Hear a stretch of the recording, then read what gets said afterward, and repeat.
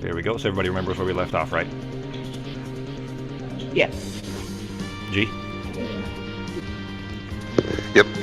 All right. So you guys are here standing outside of the headquarters of the college. Ketis, Nivara, Peter, Yoris, Jack, and Alice, all of you together, basically your whole crew except for Drew and Elsbeth. There are 4 hunger-bound judges that are slowly marching toward you, one from each direction, north, south, east, and west. Each of them are 200-plus feet tall. Their faces are expressionless behind this kind of sheen of black liquid sand. Yoris, when she kind of sees this, her jaw just drops wide, and she sees how just gargantuan they are, and now that they've gotten close enough to estimate, she says, well, shit, what are we going to do? She says they'll be here in a few minutes. We have maybe 10 if we're lucky, so what's the plan, guys?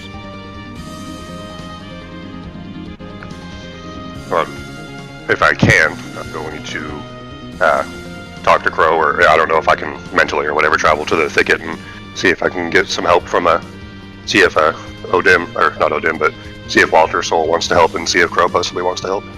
Let him know that it's a pretty dire situation. So, I would say 2 things. One, you probably don't know how to do that yet, although that is something you would have the capability for, most certainly because Ophelia is capable of doing that. But secondly, the available forces are already out here. They're on the planet, though. So remember that the portal that Peter opened was to get all of them out, or at least as many as could be, to help fight the hunger, because the dead could see the hunger, remember? Yeah. Did that make sense to everybody? Did everybody follow why it was the dead and not something else? Some other entity that needed they could come out and help? Yeah. So, but that's, as much as that's an honorable and creative idea, and I appreciate it. In fact, just for fun, I'm going to go and give you inspiration for that idea. So you could use it for the kind of old rules version of it. You guys can use inspiration during this one, as if you come up with creative ideas, maybe I'll throw it at you and you can use it to re-roll, as opposed to the kind of more grainy version that we use in Embers. So just a flat re-roll of an attack or a roll or something like that. So I like the idea. Just Ketis at this point probably wouldn't have the capability to be able to contact Crow directly like that. And even if he did, most of the available forces would already be on the planet helping out there.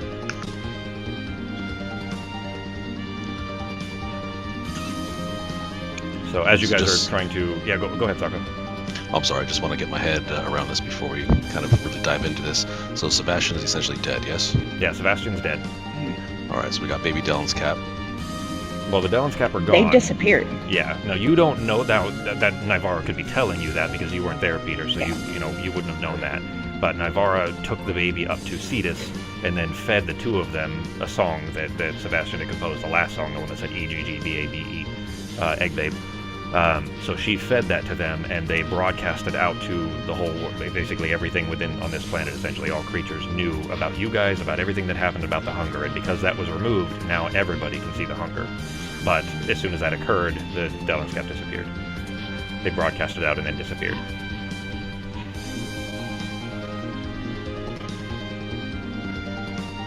Alright, yeah, my brainstorming was about weaponizing that baby. Well, that baby dissolved itself to become the knowledge that passed around to the whole world. So they're out of commission. While you guys are kind of trying to figure out a plan, and these giants are marching towards you, Carrie and there we go. I was up just slightly too loud. There we go. Carrie and Rodolph and Faith, who are still nearby. Carrie says to you guys, I promise I'm not trying to wussy out or anything, but we still have people inside here that need to be evacuated. She's referring to the headquarters. She says a couple of us are going to need to get them out and down to the surface. I mean, Ro and Faith and I, we can get them down and then come back to help. Does that work for you? Yeah. Sure. All right, so they rush off. They rush into the front of the headquarters to go take care of that. The giants are still moving towards you. You guys have a few minutes. What's the idea? Is there any way to find Odim? You mean Martin specifically? Martin No. / Walter? You mean actual Odin? Yeah. Like in Azel House. So you He's not in. You know actually because of what you've seen that he's here right now. He wouldn't be in Azel House right now. He'd actually be here, not necessarily next to you, but either around the planet or he's coming essentially. So I would tell you that you know that much. You know that he would be coming for. Okay, here's how I'll tell you this way. You know that he will be going for Apotheosis. That's his goal. He wants Apotheosis back. And right now, Elsbeth has Apotheosis, and you know that she's somewhere here on the moon. You just don't know where. Drew and Ango left to go find her. Remember? She's shielded up, right? Yeah, she's shielded up. Or she's in the process of putting the shield up. But these giants are still walking towards you, and you're going to be in a very dangerous fight very shortly here. So, they're coming for you specifically. So, I mean, by all means, plan after them too, but you need to deal with these giants first, these judges.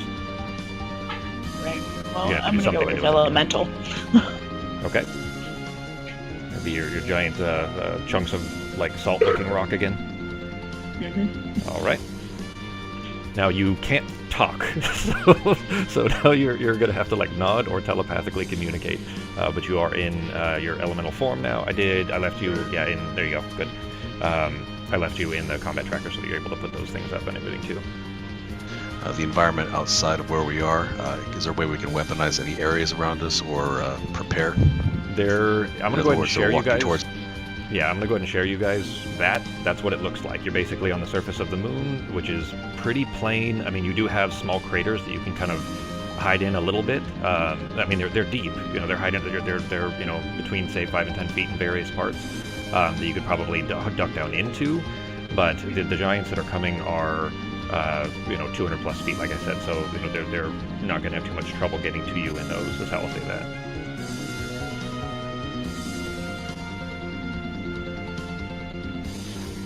In fact, just for scale, I'm going to go ahead and drop, I don't want them being visible yet. So I'll just tell you that I'm going to put you guys on here as well, and you guys can, kind of figure out where you're going to be. Actually, yeah, I'm just going to, Becky, I'm going to move your regular token down to the bottom, and then we'll use your wild shape token at least while you're in your wild shape. So go ahead and drop yourselves wherever you're going to be. But I'll tell you that the giants, as large as they are, they take up a lot of that map, each one, and there are 4. And I mean a lot, like, a good, probably 20% of the map is just the giants alone once they're on here. Which direction are they coming from? One from each direction. From the east, I would say that go ahead and make a perception check on Nivara.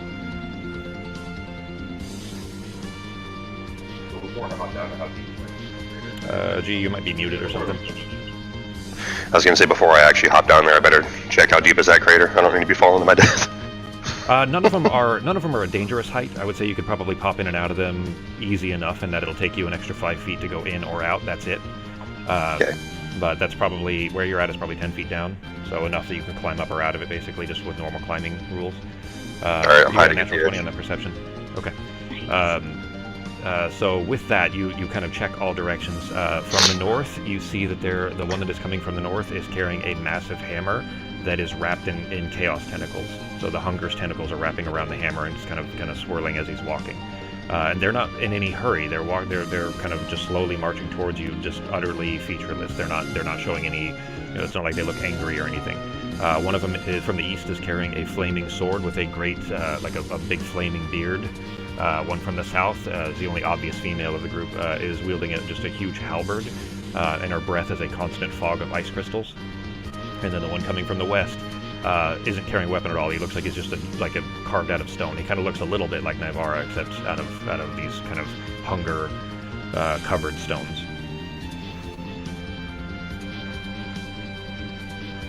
Jack says, "Guys, I know this is looking rough, but I don't want us to panic here. We'll need to split up to focus them away from the college while Carrie gets everybody evacuated.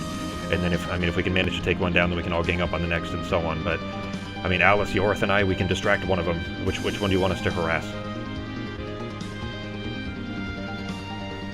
What do you say about the rock guy, the tank? Yeah. That's fine. With your perception check, I would give you I'd give you a little bit more information about them if you're interested. What information would you like to know about any individuals of these? and then you can make a choice. I mean, the rock one's fine, just just so that you have educated guess, I guess, on which one you'd like to have them kind of take care of, so that you don't have to fight it. Which one looks the most dangerous? That's kind of a hard question to ask, only because they none of them look any less dangerous than another, really. Which one looks like it would be the toughest to kill? Like, probably, with all tactics aside, so not learning what they're weak to and using anything like that, with just tactics aside, the rock guy might be the hardest to kill.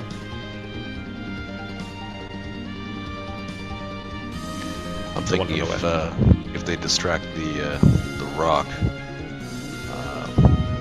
could have been used as a shield for the other three, so we can at least pummel the other three. I mean, their offensive capabilities are probably going to be...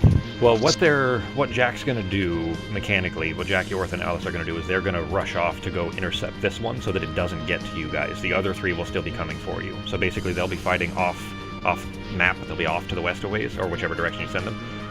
Kind of taking care of one so that you guys don't have to worry about that while you deal with the other three.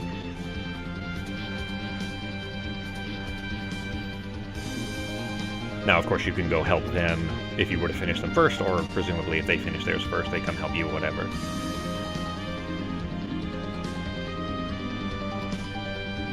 You guys.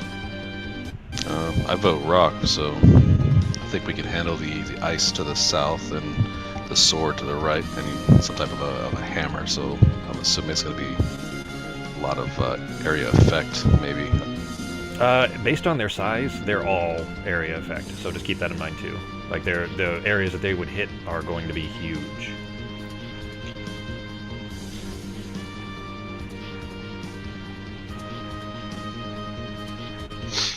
Alright, I'm going to go check with the team. I'm going to ask them if they have any rope on them in their backpacks.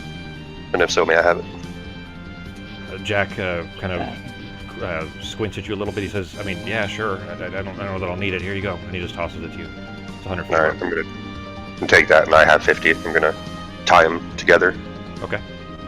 I have a big rope. So. Or actually, two of them together. So, well, you have 200 feet of rope now. Okay. Well, then Navarro couldn't say that, but she could hand you her rope. Yeah. So I'm going to... It probably sounded like, gravel when she handed it to you. Yeah. I'm going to tie them end to end, tie them together. Okay. All right, so you got 200 feet of rope ready to go. Okay. All right, so when you guys kind of agree on that, then Jack kind of nods at you. Yorth looks up at the rock, and she says, all right, you be careful in there, sis, and then she rushes off, the three of them rushing off to the west. They are about to arrive. Are you going to cast any preparatory defenses, anything of that sort? Like the ground is beginning to shake. Okay, the ground is starting to shake, like as they're getting here. In fact, I'll go ahead and reveal them on the map for you. Let me move him.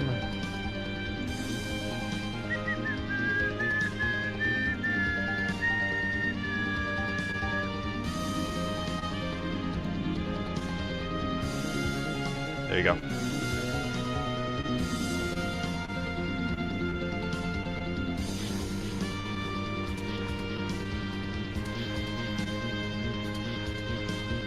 Make it quick, guys. We gotta get moving. So if you're gonna put anything defensive or any kind of preparatory spells, if you need to do it now. I'm still sifting through all my spells here. All right. Me too. Got about 300. Yeah, but this is what you had a whole week to do. You guys had a week to plan. Go ahead and roll initiative while you're doing that. Are they considered monsters? No. Damn. They're, if anything, they'd be celestial.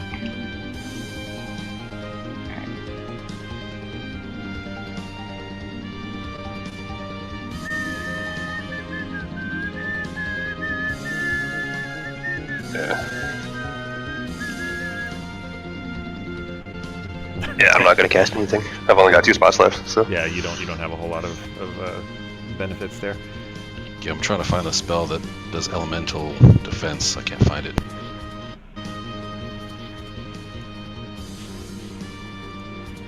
don't know. There's a spell called Resistance, which is a cantrip that you don't have, which you can pick a specific resistance, but I think that's it. That's the only one I can think of anyways. There's Absorb Elements, which you do have. Yeah, I'm trying It's to a find reaction, that. though. That's not a precast thing. That's a reaction that you throw up when you're going to get hit. Where do I see the list of reaction spells here? Just scroll to your cantrips. It's called Absorb Elements, and it has an R in parentheses. Anything that has an R in parentheses is a reaction. Oh no, resistance is to get to add a Half damage. D4 to a saving throw. Because I have that. Oh, is that okay? All right. Well, Absorb Elements is correct in that it diminishes elemental damage, but that sucks. I thought Resistance would give you, like half damage from that for the offending attack, but it probably would be too powerful if it was that as a reaction because you'd be able to use it every round.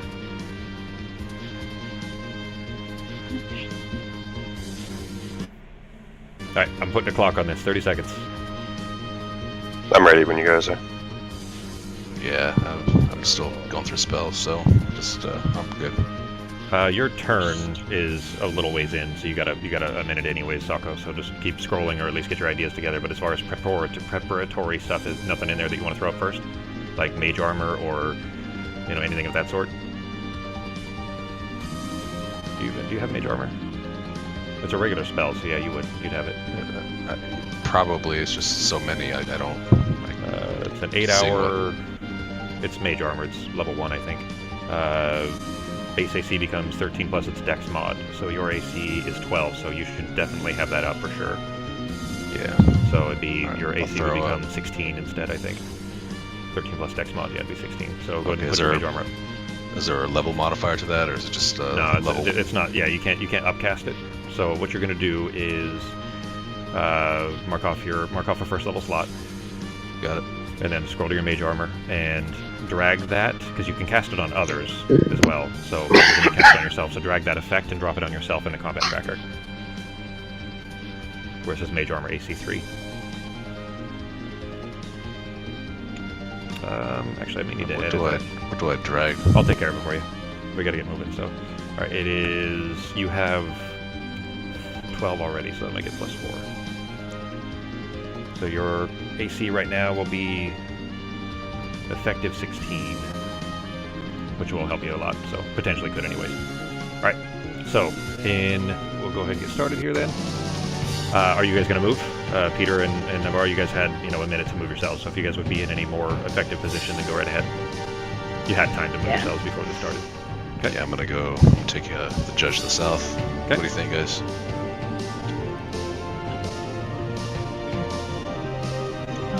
Alrighty. Oh, come on. Alright, then Navarre's turn. I need a big ass circle. So hang on. I need 360 feet. I can't see how big this is. 360 feet would be almost the whole map, so... What are you trying to do?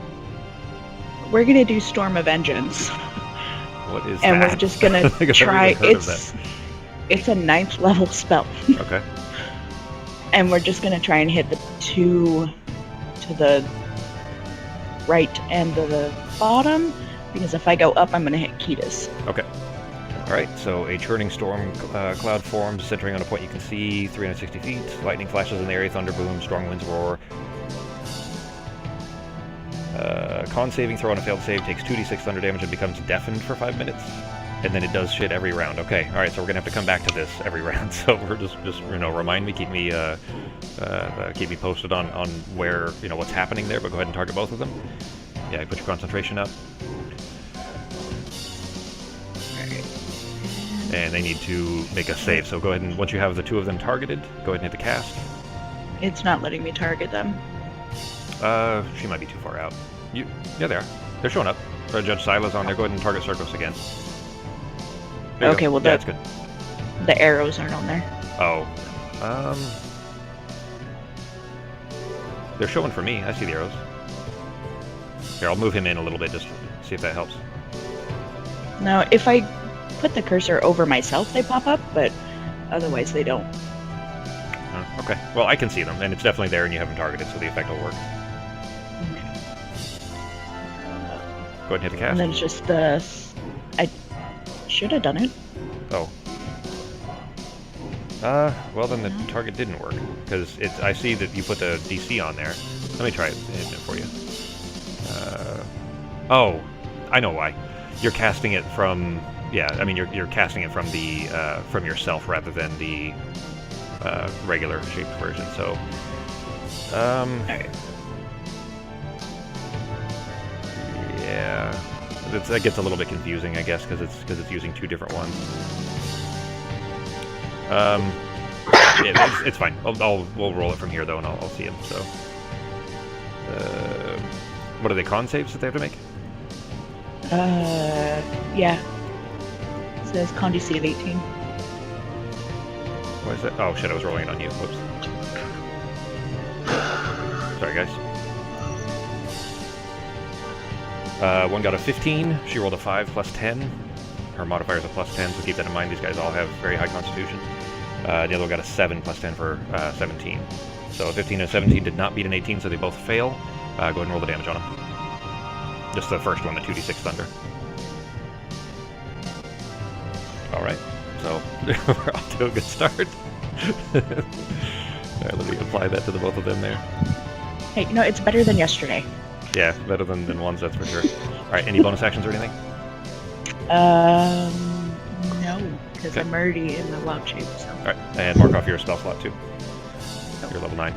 Okay, that is the big one in the north. It's his turn. You alright, G? Oh yeah, sorry, I was just stretching. I thought that was a oh shit kind of a sound, because the one in front of you, actually the token is an axe, but what he's actually wielding is a massive hammer, and Okay. the radius that it hits is a 20-foot radius, and he's going to smash it directly on you. Now you are beneath that, so you're going to have advantage on this, but you need to make a dex save. You need to beat an 18. Shield Master only counts for spells, right? The Shield Master only works if it's a targeted effect. Like if somebody throws a firebolt at you, then you can use your Shield Master Yeah. to knock it out of the way. This is area though, huh? Yeah, it's an area. Alright, you beat it, so you will take half damage. 30, let's make sure that it applied the half. It did not. You were at 32 already, so 32... Oh, yeah, wait, no, 47. There you go. And I assume I'm too far away to riposte, right?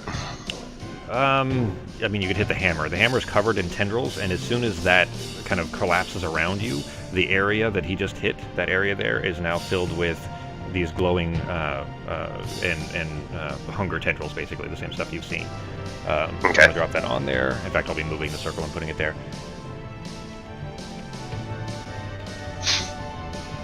I've got to make the circle grow. It will be your turn next, so go ahead and have an idea what you're going to do in just a second here. Get this fucking... I tried having all of these tokens prepared already, and the preparation thing does not work. I tried it yesterday. God damn it, I can't get this fucking thing to grow. There we go.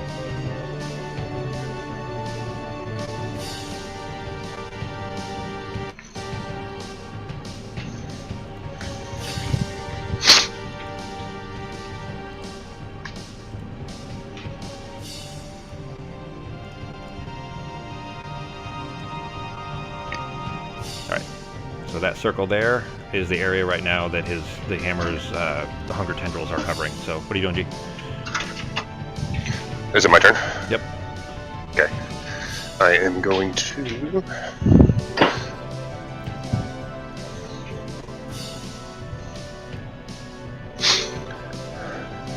Yeah, he's still pretty far away, so I'm actually going to use my action to dash. Okay. The area that do you see the red space underneath him? Yeah, that's fine. Yes. The red space underneath him is where you need to, like, you would need to be either within in there or to hit one him. step outside of there, touching that, basically. To hit him, to Yeah. interact. Yeah. Yeah, okay. And I'm going to take that rope and wrap it around that leg. And then I'm going to... This will be, 20. I'd say that's going to be your action to do, especially if you're going to do it twice, to kind of wrap it around him. Sound good? Okay. All right, Yeah. so make a flat attack roll. Just go ahead and make it with ruin, but we're gonna say that it's you kind of trying to get the rope around his leg. Okay.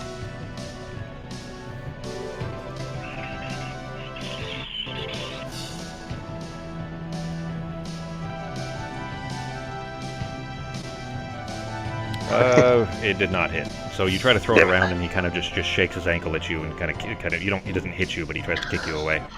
You can try one more time. Your second attack.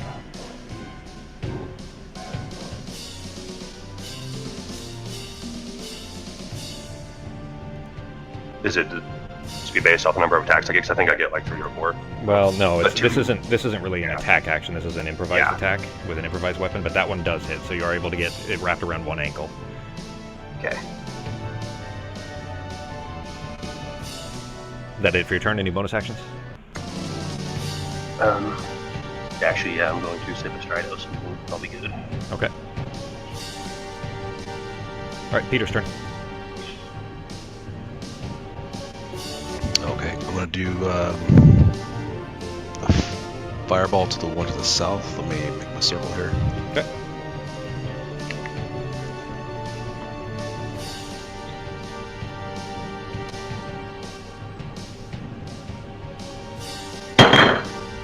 There you go. Fireball to the face, level 3. Okay. Go ahead and target her, and then, yeah, you have her targeted. Okay. Go ahead and throw your fireball. Just hit the cast button. It'll make her do her dex save. Which she fails. She rolled a 13 plus 3 is a 16 versus your DC of 19, so she failed. Go ahead and roll your damage. All right, and the look at that. That was an awful roll. You got 4 ones in there, but the good news is you send out this kind of exploding ball, and as it crashes into her knee, you can't even aim it up high enough to hit her in the face or anything.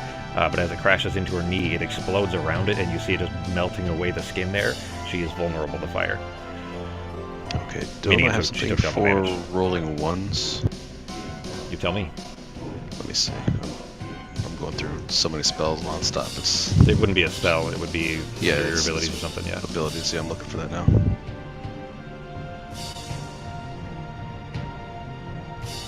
I don't think you do.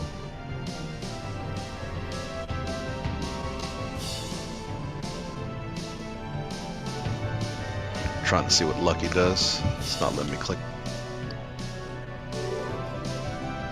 That's luck. That's your Oh no, that's the something thing you different. picked up from something else. That's lets you re-roll. It's the feat that you took. It lets you re-roll any attacks or actions or anything else 3 times per day. Okay, I think I'm good then. Okay. All right. Then it is her turn actually, and after getting smashed with this fireball in the knee, she's going to swing her halberd down at you. It is a which one is that?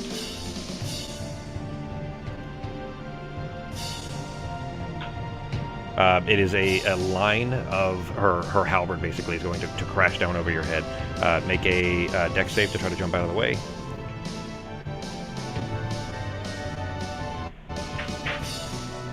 You do not successfully get out of the way in time. It is... she definitely hits. 31 damage as this comes crashing down over your head, and then where it kind of cleaves into the lunar surface there's this frozen just ice crystals around the sides of it. So you're not sliced in half or anything like that. You're just basically knocked away from the force of it hitting the floor there. She is not going to use a breath attack this turn. So the fire giant one, the judge here is going to... There isn't a lot of room for him to move. He's going to try to... seeing the closest target that he can get to is Ketis, is going to move up to the edge here and swing at Ketis with his flaming sword. Dex save, need to beat an 18, G.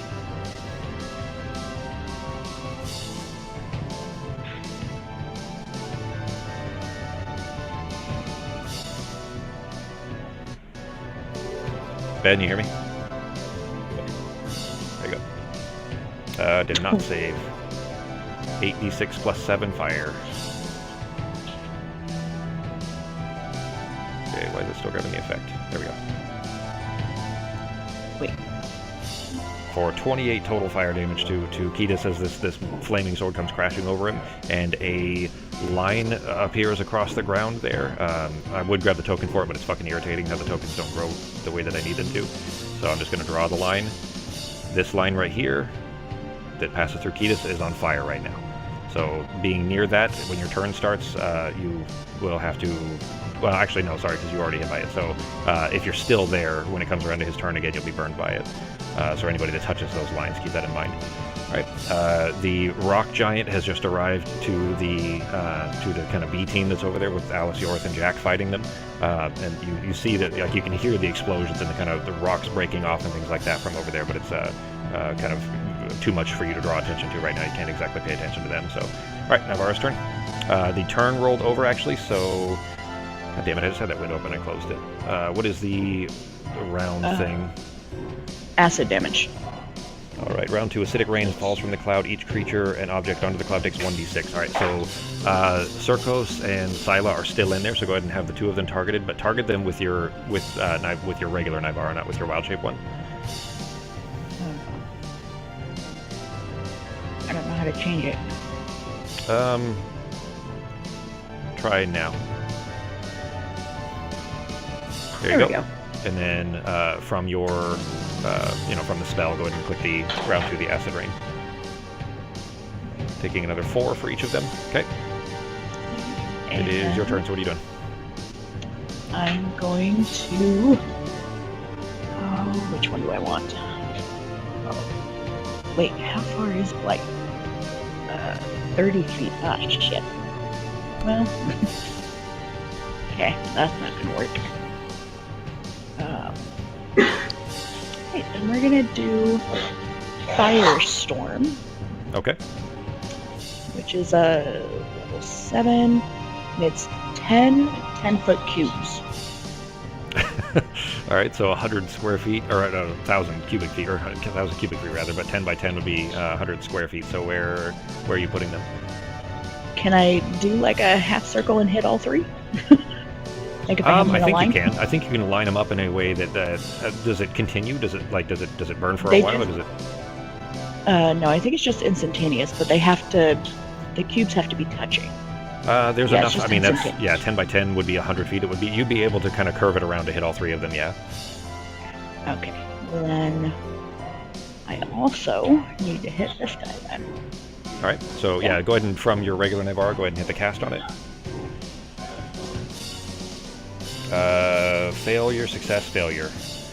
So it looks like Scylla succeeded. Well, that sucks because she's the one that's weak to fire, but or the one that's vulnerable to it. Okay, so as you send this burning wave that just kind of erupts from nearby Ketis and just burns through all of them, right through their feet and their legs, you notice that Circos, the fire giant, does not appear to have been hurt by it at all. Scylla took half because she succeeded, but is vulnerable to it, so she took double from that, meaning she took a regular full damage of 26, and Gabranth, the one in the north, took full damage. Alrighty. Okay, mark off your spell slot. I'm gonna back up to there. Okay, no bonus actions? No, not yet. Alright. Gabranth is going to, angry at you, is going to turn and stomp, like, just not stomp on, but move over Ketis. So, Ketis, you'll be kind of just dodging out of the way of his feet as they go over you. You're still under there, it's just hard to see. And is going to try to swing his hammer down at the elemental shape of Navarra here. You need to make a 18 dex save. Oh, with my beast shape. Oh, that's bad. Yeah, it's probably not very dexterous. And you rolled a 2, so you're going to take full damage from that. That's right. If I can get this. Because I've got resistance to like everything except for thunder. I can't get it to grab the freaking damage on this thing. Did that guy leave my range when he went to go hit Becky? No, you're kind of under him. You're still within his range. Yeah. Okay. I can't even see myself, so. Yeah. He's squishing me. Why can't I get it to freaking grab the stupid damage here? Alright, I'm just gonna roll it manually. I got too many things in here that it's giving it trouble. It's 8d6 plus 7. For 26 plus 7 bludgeoning, which you take half from bludgeoning, right? Yeah. Alright, so let me grab the half. There we go. That would be 17. There we go. And the area of Hunger's tendrils are right there, right on top of you, where he smashed his hammer over your head. So if you do not move out of that, there will be bonus extra damage, so keep that in mind. Alright, Ketis' turn. I can move him if you need to move yourself, G. He's basically standing over you. You're like near the back of his ankle. I was just gonna try to tie the other. Nearby you, so you're gonna need to move. Do what? Oh, you're gonna try to tie the Okay. other rope? Yeah, but obviously I need to move out of that fire, though. So Well, you're going the opposite. You can move me if you want to. No, you're going the opposite direction. So I mean, I'll move you over there. But you're just so I know that moving I'm out of the fire. so. To get yourself out of the fire. So you're like right there, by his foot. Okay. Okay, And so yeah, I'm attack gonna. roll. Okay. See if I can get that other foot tied.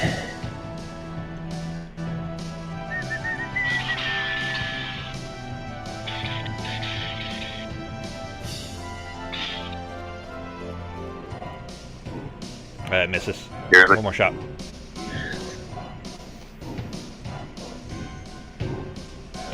There you go. That one hits. All right, so you're able to... He's still got a rope kind of dangling from one leg as you're running over to the other, and then you finally get it thrown around, and then you have to run over to the other side and grab it because it's just too big. You can't throw it all the way around and grab it, so you have to kind of throw it and then run over to the other side and grab it and run it around the rest of the way and tie it off. You've now got a rope tied between his ankles. Okay. Just tie that as tight as I can to where his legs are, to where his shoelaces are tied together. So. Okay. All right, so you've got that done. What are you doing? I mean, that was your action to do, so anything else? And I'm good.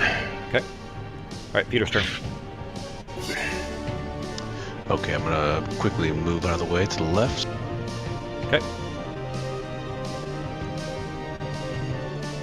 And I'm going to drop Mateo. I'm gonna drop Meteor Swarm. It says I dropped 4 meteors. I just want to make sure I'm clear about this. It's 4 meteors, so I can do 2 and 2 in 2 different areas, or all 4 drop on the same spot? You can drop them in, Meteor Swarm you can drop in different areas, wherever you wanted to.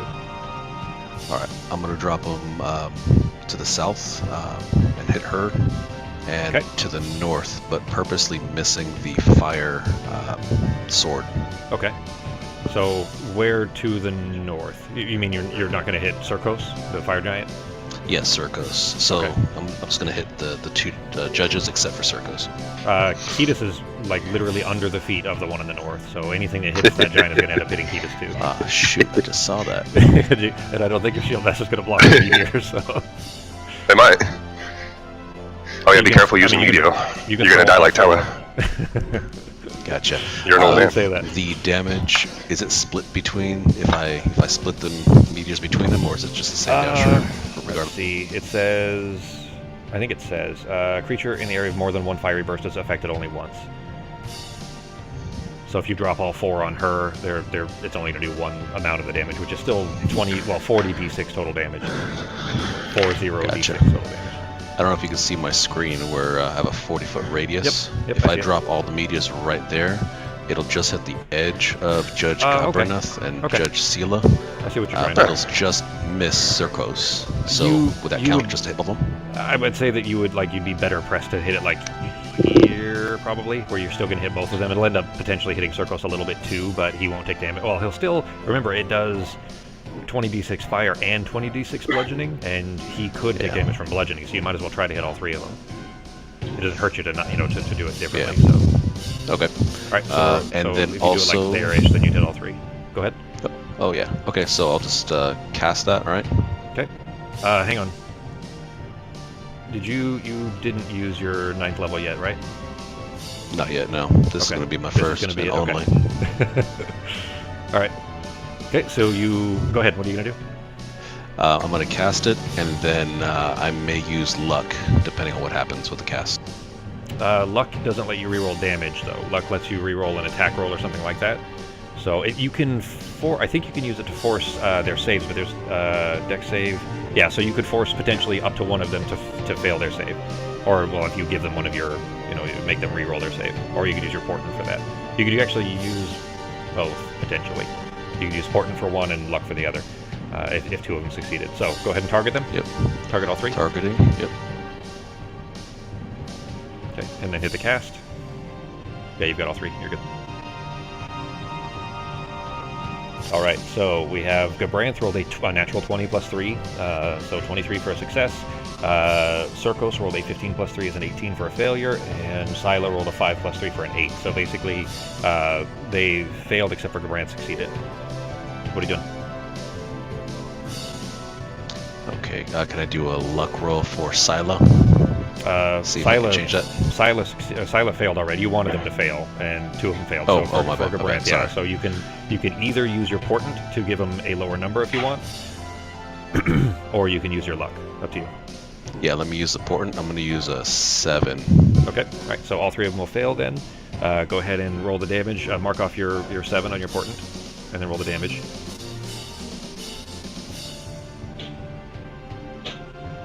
The 7 would fail for, once you give that to him as well, because if you get 7 plus 3 is a 10, which would not beat your 19, so. Gotcha, so 7's marked off, and damage. Yep, and I'm going to have to apply the extra damage to Gabranth, who succeeded, that you just forced to fail, so go ahead. And for luck, can I use one of my luck to add 1d20? Because it says you can add 1d20 of damage for every luck. Where? Let me pull it up here under Wizard. Hold on, I'm pulling it up. Okay. Feats, lucky, under my feats.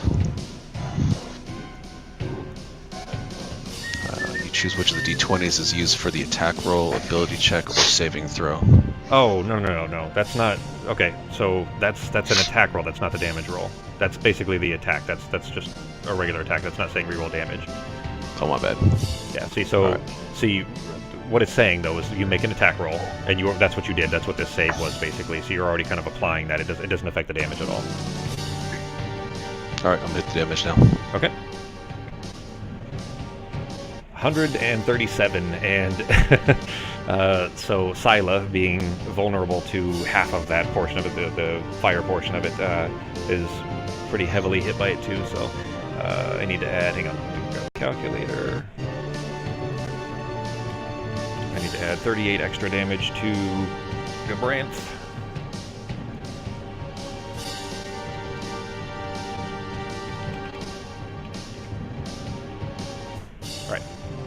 So Peter, as you guys kind of see him rushing out of the way, you see he must be doing something because he's kind of running away from this crater here, and then looking back over his shoulder, and you see him kind of hold his fist up in the air and swing it down towards the ground, and just a massive fireball, just a gargantuan chunk of rock that's floating in the air, is yanked out of the sky until it just careens down like a bomb and explodes in the midst here, throwing all three of them back slightly. They are... Scylla in particular is pretty badly hurt by that, like quite badly hurt, as that kind of erupts right in front of her. She is knocked down to one knee, and she's kind of holding the wound where it just erupted, where it just basically blew out her ankle, and she's kind of just kneeled down and holding that and just kind of rubbing against it, her frost breath kind of emitting in front of her, trying to cool it off. Any bonus actions? Not at this time. Okay.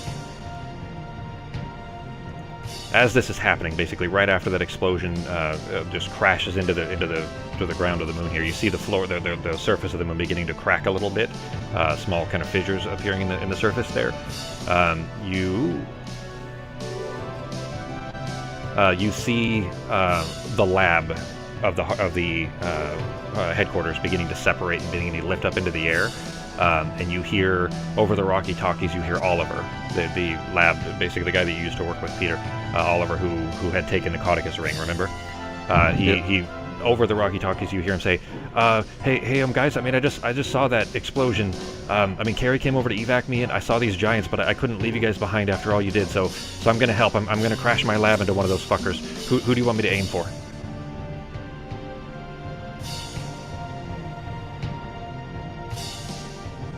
It's up to you. You gotta answer fast. We gotta move quick, guys. I'm Still got a lot to get through. Want to drop Big the guy guy to the with- north? Yeah, that's what I was thinking. The guy with the hammer. Hammer. I can tell you that looking at them, Circos looks the least hurt so far. Sila looks like you guys could probably finish her off, you think? But Gabranth is kind of, he's not too badly hurt, but Circos is barely, like, Circos isn't hurt very much at all yet. Like him. Huh? You guys want to hit him? Or have Oliver hit him? Circos? Yeah, might as well. I could take Sila probably in 2 or 3 rounds, and then... Yeah, and it's just some area effects. Okay, Circos, the fire giant then? Yep. Alright. He says, okay guys, you got it. I'm heading for him. And you see the lab kind of aiming down towards him. It's not there yet, but it's basically his floating lab is kind of beginning to descend and coming down towards the giant there. It is Sila's turn. She reaches into a pocket and you see her pulling something out. It looks like it's a really like a massive flask, and she's about to upend it and pour it in her mouth. You guys doing anything? Do you have any reactions or anything to stop her? I gotta counter that. It's not a spell, so I can't use a counter spell or anything. Anybody have an action to throw something at it? You'd need a reaction of some kind. Do you have any kind of a reaction that you could use? I don't think so. Ketis, nothing? No, because the only reactions I have, I need to be hit first. Okay. So, Alright. So she upends it. You see her... God damn it, what did I missed the box, hang on. And is chugging it down. It isn't that much. She actually rolled pretty shitty. I mean, it's definitely healed her some. You see the wound in her leg beginning to kind of stitch together a little bit, and doesn't look like she's as badly hurt as she had been. I need to get me one of them giant stridoses like that. Sip on that forever, man. Whoops. Hang on. I accidentally healed her 100 extra points. Alright, that's so far, by the way, that meteor swarm is the largest hit we've had in the game. At 137. Alright, Circos' turn. He sees this thing kind of flying towards him and he's going to try to swat at it with his sword.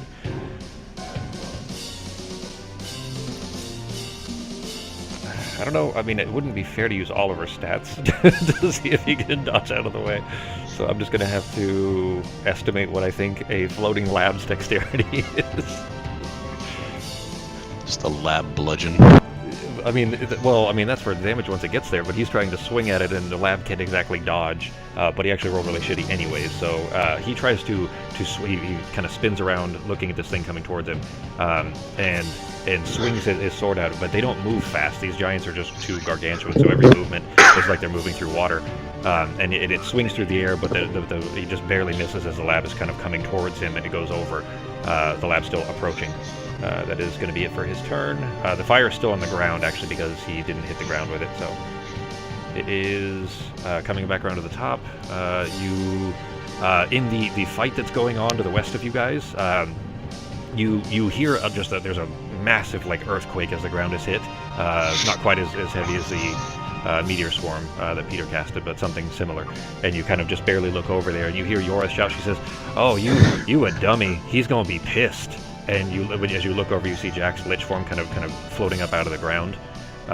Is now that his body has been killed, but he's now floating up, and they're continuing their fight there. That is it for this turn. For other things happening outside of you guys, it is Navarro's turn. Alright, so that's 10d6 lightning damage. Oh shit! Oh my god, that's a lot of ones. That's 4 ones. And a couple of 1, 2 in there also. You got a couple of 5s and a 6 though, so I mean it's probably pretty close. Actually, that's and I can't. No, it'd be. Hang on, go Roll ahead. them. Dang it! I can't re-roll them in this one, so. You did exactly average, because the max damage would have been 60 and you got 30, so you did exactly, actually slightly below average, because it would be 36, because you'd have to have a minimum of 1 on each one. So, Alright. but Now, I am going to hit Flame Dude with an Ice Storm. okay. You need to GTFO as well, so keep that in mind. Oh, yeah, no, I plan on doing that after, because I Alright. need to be close. Actually, well, no, you actually. starting there anyways is 2d6 acid. Wait, is it 2d6 cold or 2d6 acid? Hang on, it might be both. Let me find it real quick.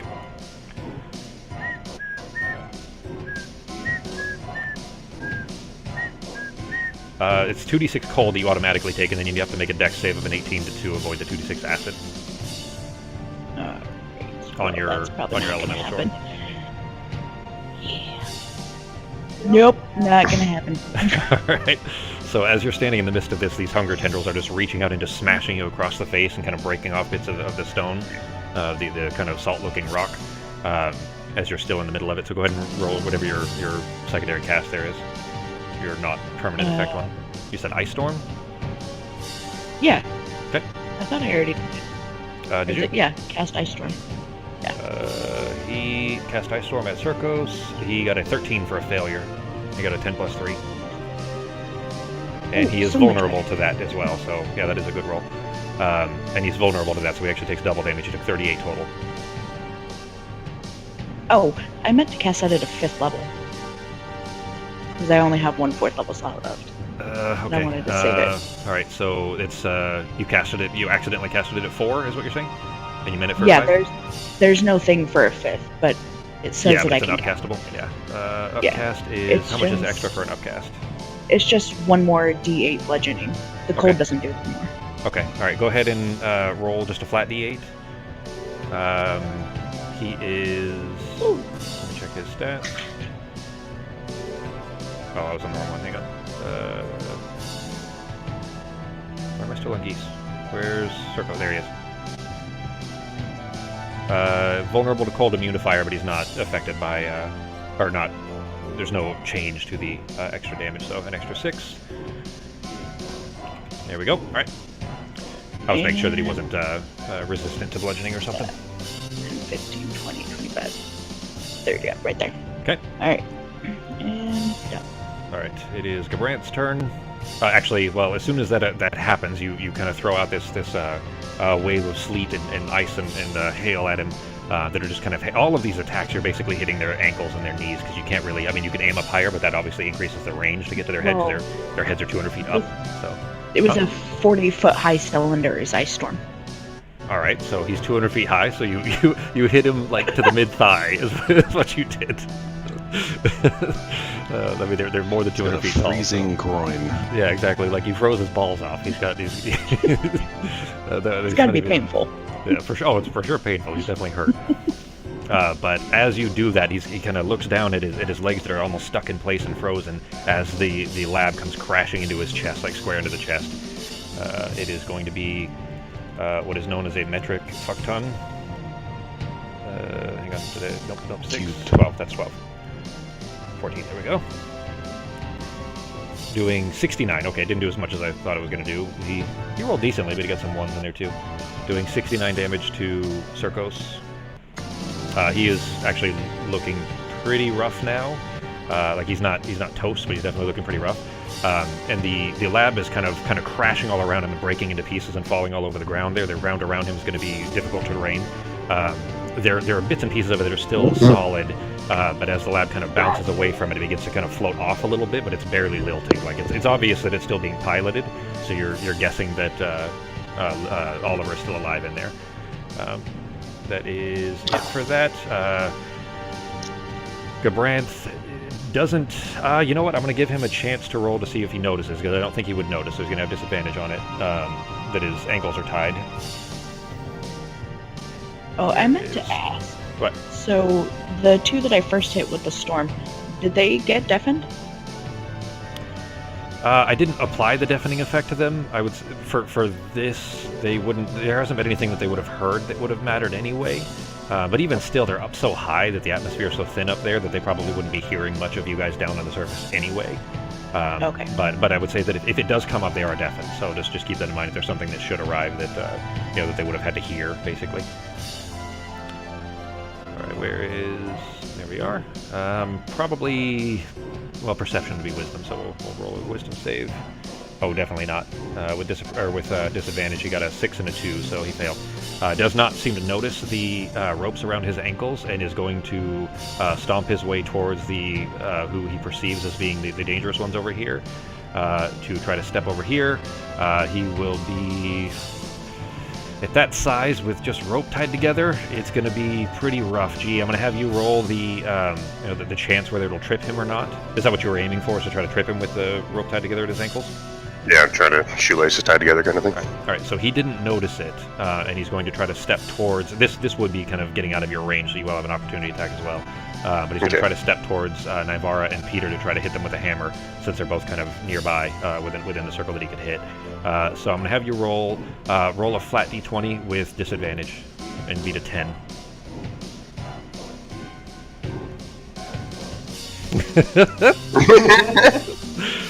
He goes stepping forward, and you see the rope in the middle where you had tied it together to get 200 feet worth of rope. It snapped. You sure can, Sokka. What are you going to put in there? Let me pull it up real quick. Looks like you got a 14 and a 6 left. I'm gonna have to use a 6 then. I mean, a 6 would still fail. He had to beat a 10. Oh, sorry, 14. Yeah, this was his. We wanted a high, basically, is what we wanted. All right, so you go ahead and mark off your 14. And Peter, who had earlier in the day when he had rolled his bones this morning, kind of had a vision having to realize that these ropes needed to be strong. So he told you when you were tying the knot, make sure that you double it back a couple of times. So you knew that ahead of time, G. So you tied these ropes in such a way that it wouldn't come loose. You didn't know what you were necessarily going to need it for until the time, of course, when he told you that. Looking ahead, you kind of knew this was the time, and you got him tied. And sure enough, as he goes walking forward, he trips forward and just face plants square into the dirt. He will be I'm not going to change the size of the token to cover this, but he will be just basically covering like all of this space. I would say that Peter and Navarre, you guys see him beginning to trip because you knew Kiedis was doing this. So you kind of are able to move out of the way, so you're not crushed by him or anything. But he is face planted and prone. Kiedis used an A-wing knot. I don't know what kind of knot. Is it like a nautical knot or something? It's a different reference to a different thing. Let's see here. Prone. Do I still get my opportunity attack?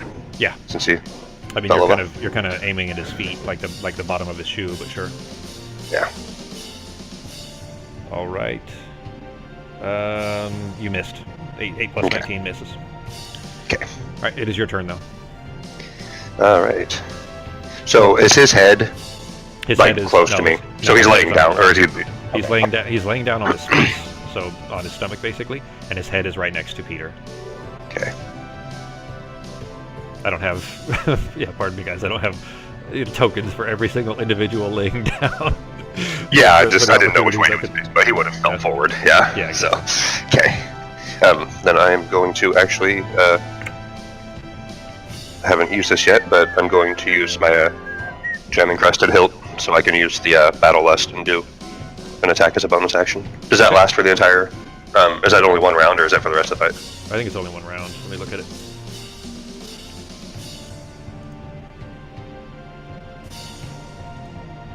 Able to match? Yeah, it's just once per. So when you use it, you have to wait till a long rest to get it back. Okay, so just one round though. Yep. Yeah, that still works though. So I'm going to use that. It doesn't take the others away, by the way. So you can still use Mulligan's Blessing and Protective Aura as well. You just haven't used those. Oh, okay. I thought it was one or the other. You can use all three. Okay. It's basically every day you could use one of each, basically. Okay. Yeah, that's cool. Okay.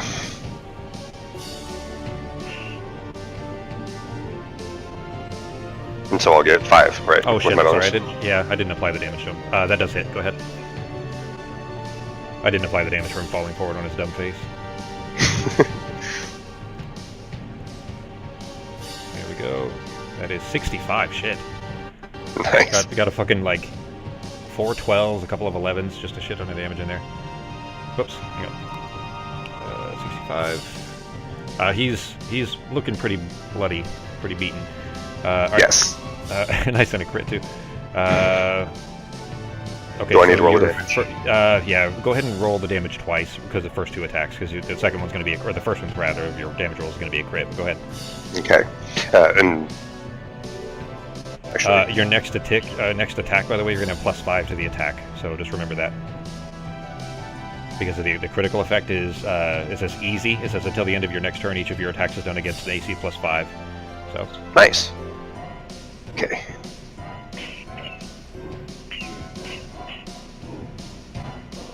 Nice. 21. Partially resist. He takes half damage from slashing. Okay. So go ahead and roll the second one for the other one that you already rolled. The damage, I mean.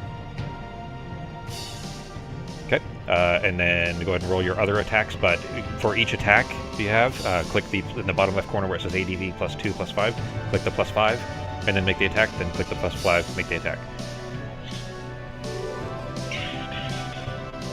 As you're trying to carve into his leather boots. Okay, that hits. So just do the other 3? Yeah. Well, Okay. yeah, go ahead and roll the other attacks too. Yeah. Unless they're a crit. So. Okay, and one more.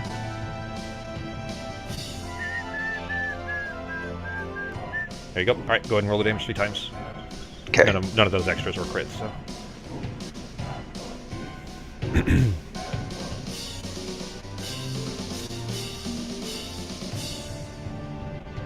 Okay.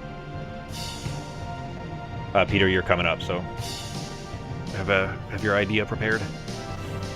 Yep.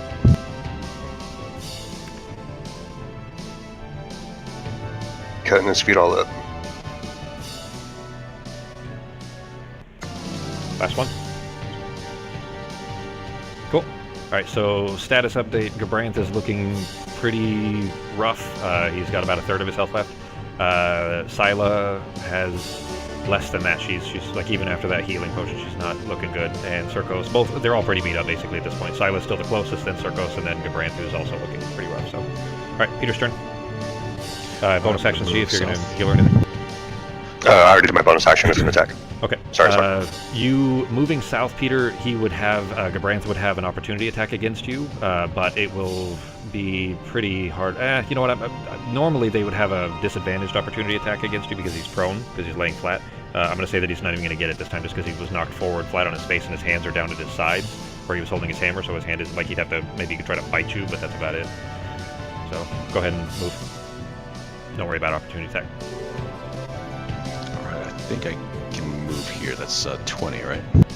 It looks about 20. The grid is really small for me on this one, so.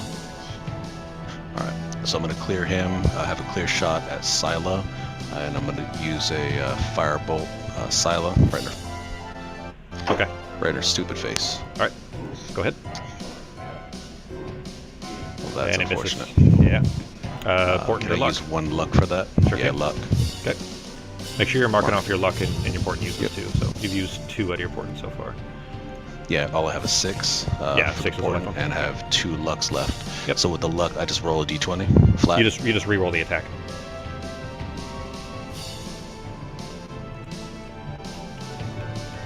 Well then, No.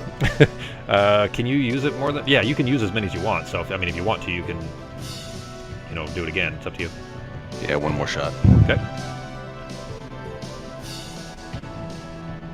There you go. That one hits. All right, damage up. 4d10. That sounds right. For 17, and she's vulnerable, so an extra 34 total.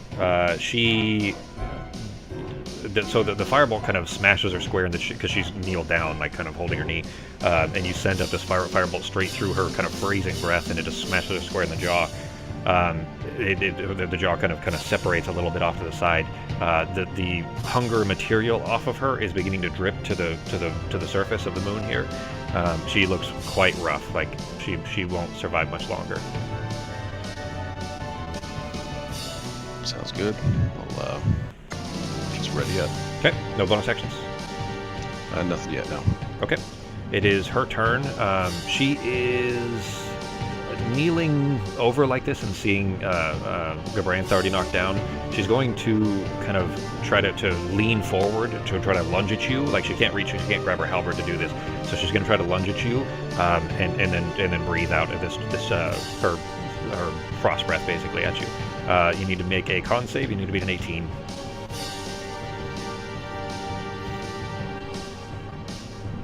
Just Peter. You're the only one that's in the range. Alright, you succeeded, so it'll be half damage. It is 8d8 cold. Let's make sure that that's 35. What were you at so far, Sako? That didn't show half like it should have. So I don't think they did the half. Let me fix it real quick. Maybe I have to click it on my side for you guys, but it seems like they should have you guys roll it instead of. All right, so where are you at? 102 minus 18, 84. There you go. All right, so she breathes out this just wave of cold air that flows over you. You shrug it off as much as you can, just try to mitigate as much as possible there. It is Circos' turn. Hang on, he's got to take that. Shit, that's 40. Yeah, Circos is looking really rough as well. Both of them are really bad. Gabranth still, has over 100 HPs left, but Scylla and Circos both are really close. The lab, you see the lab kind of continuing to move off in the distance as Circos sees that it's kind of getting out of his range and doesn't really aim for it anymore. He's going to stomp over towards Ketis, and he's going to try to just hold. He flips the flaming blade down and holds it kind of both hands on the hilt, pointing it down, and is going to try to stab it into the moon right by Ketis. Make a dex save, G. Need to beat an 18. Okay, and then can I repulse this, or is this not a regular attack? I would say you can't riposte it. You could parry it. Yeah, I can't parry anymore. Oh, you can't, huh? He's not even really near you. It's just the blade that's near you. So riposting it, you wouldn't really be able to hit him. It's a spell attack technically, anyway. So it's not really supposed to work that way. But okay. Right, and it's I don't know what it is. Like sometimes I listen to click these, and sometimes it doesn't. I just made him try to hit himself because there we go. All right, I got it. Actually, you know what? What? Can I use my spell inspiration effect to actually to reroll the you can reroll your dex save if that's what you mean. Yeah. Or let me see. There's something on there. But I would say that this, because it is a spell or an effect targeting you, you can use your shield master for this. Okay, then that's what I'll do. All right. How does that work? Is it advantage on the dex save? Let's see. Or is add 2? Hang on. I'll bring the thing up. Boost dex save. If you aren't incapacitated, you can add your shield's AC bonus to any dex saving throw that you make. All right, so it would have been an 18, and you needed an 18. So, so you succeeded on it then, which means you'll take half damage from this. It's 8d6 plus 7 fire for a total of 31. So let me cut that in half. Or 15 is what we'll. Okay, that's not too bad. There you go. As he brings this down, you kind of throw your shield up and just kind of you're pushed away from it as the fiery blade stabs into the moon. That is it for his turn. It is coming back around to the beginning. You see Jack is going all out now that he's in lich form, and there's just constant electrical flashes that are happening into the west of you guys. But the cracks on the surface here are deepening from like the hammer blows, from the giant falling, from the meteor swarm, all that stuff. Peter, you have a flash of a vision from the surface of the planet, not the moon, but from the surface down below. And this was really something that you kind of knew something was coming from your roll the bones, but you hadn't exactly known. You didn't know exactly what was going to happen or how. But in recollection for, it was actually the very beginning of last week's session where you saw the Woods Witch Manny. Do you remember that? Yeah. And then her home was kind of filled with all those visions, and there was one crystal left, and she grabbed that and came. She said that you knew that she was going where she would be of help. Well, a flash of the vision of the surface below, you see her with these kind of old, cold, bony hands. She's clutching this blue crystal in one hand, and she's weaving a spell with the other. That Woods Witch is that seer from Dry Gulch. She's channeling a gate spell deep underground and commanding her pet, that purple worm, to burrow through it. And in your mind, she says, "Hey, Greycoat, I'm sending help. Just point where you need him to go." That's what I'm talking about. Walking without rhythm now. What's is it like a radius damage type? Is that what that was? Yeah. Okay. All right. And the one earlier was the Star Wars thing, I think, when the ropes, like where he's flying around the ropes of the big dog things. Is that what that was? Yeah, the A-wings flying around the legs. Oh, okay. I didn't know that's what they were called. Okay. All right. So which one are you pointing at? Or is this a radius damage or just a individual? She just says point. She doesn't really know. You don't really know. You just basically have a fraction of a second to point at one of these guys. Gotcha. Gabranth. Gabranth, okay. He has actually already started to stand up, by the way, so he's like kind of up off of one knee, like lifting off of one knee. and this train-sized gargantuan armored worm erupts from a glowing blue runic portal in the white dirt and flies up through the air here, just sailing through the air, and slams its toothy maw square into the face of Gabranth there, who is knocked back by the impact, just kind of pushed backwards this time, actually towards Ketis. So Ketis, you're going to have to GTFO, you're going to have to run, and you'll probably, you may be getting smushed, but the worm is just he's trying to wail at this creature as this worm is kind of swallowing its head. The worm's tail finally exits through the portal, and it wraps its chitinous serpentine body around the neck of the judge, and then finally knocking it down all the way to the dirt, and you hear the sickly, wet crunching sounds as its grinding teeth are trying to chew through the body of the giant. G, make a dex save with disadvantage, and it's going to have to be real high, so... Because you're right behind him this time.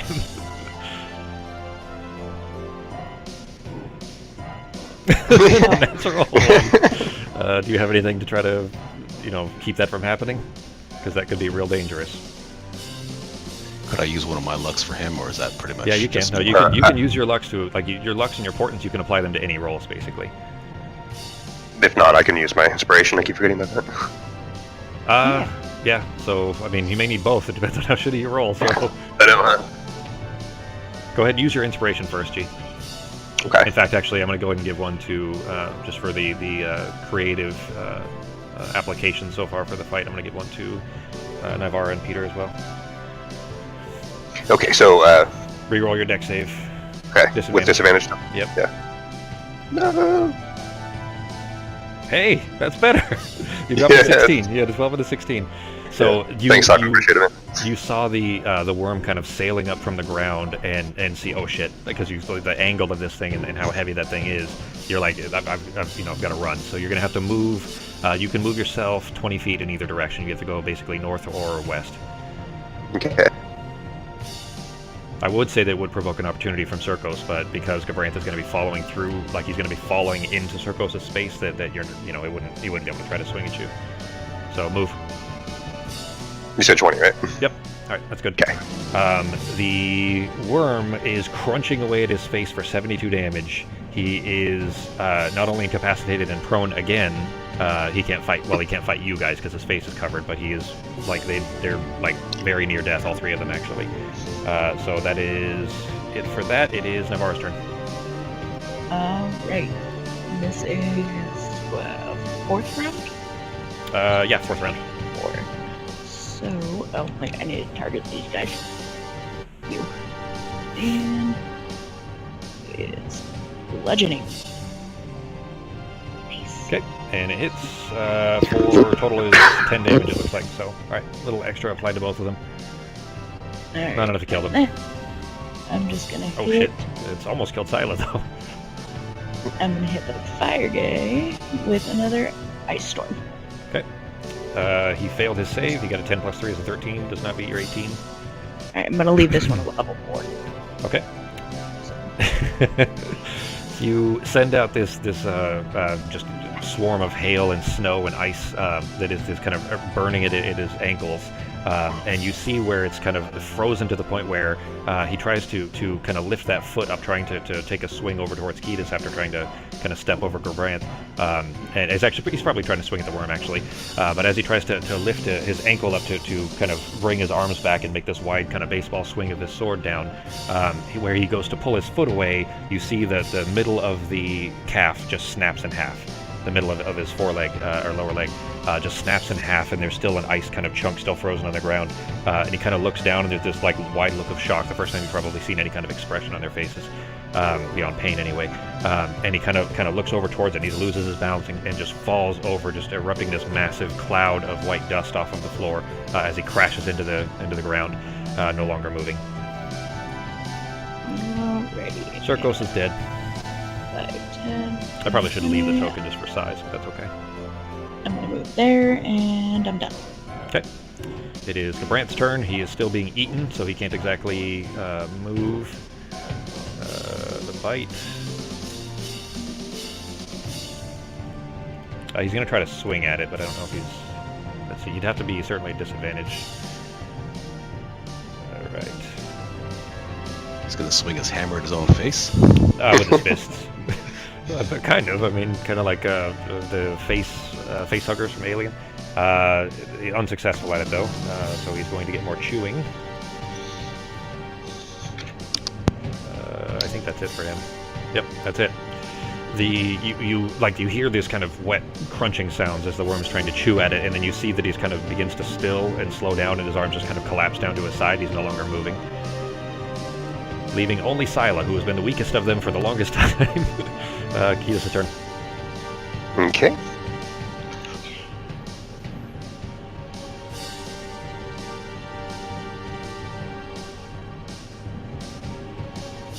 The worm is still chewing on Gabranth, by the way. Okay. You probably had to actually walk quite a ways south first. You probably only got to like here because you're basically having to run along Gabranth's body. Unless you wanted to try to climb over him. Like you could probably climb up on top of him. No, it's fine. I'll just go around him. I'm still within range anyway. Okay. So. By now, actually, the hunger tendrils would have disappeared too. So. Okay. And see if I can hit this ore with the bite. I went for a boring map on purpose because I knew all the shit was going to be like in the middle of it, and now once everything's off of it, it's like a really boring map. Yeah. All right, it hits. Okay.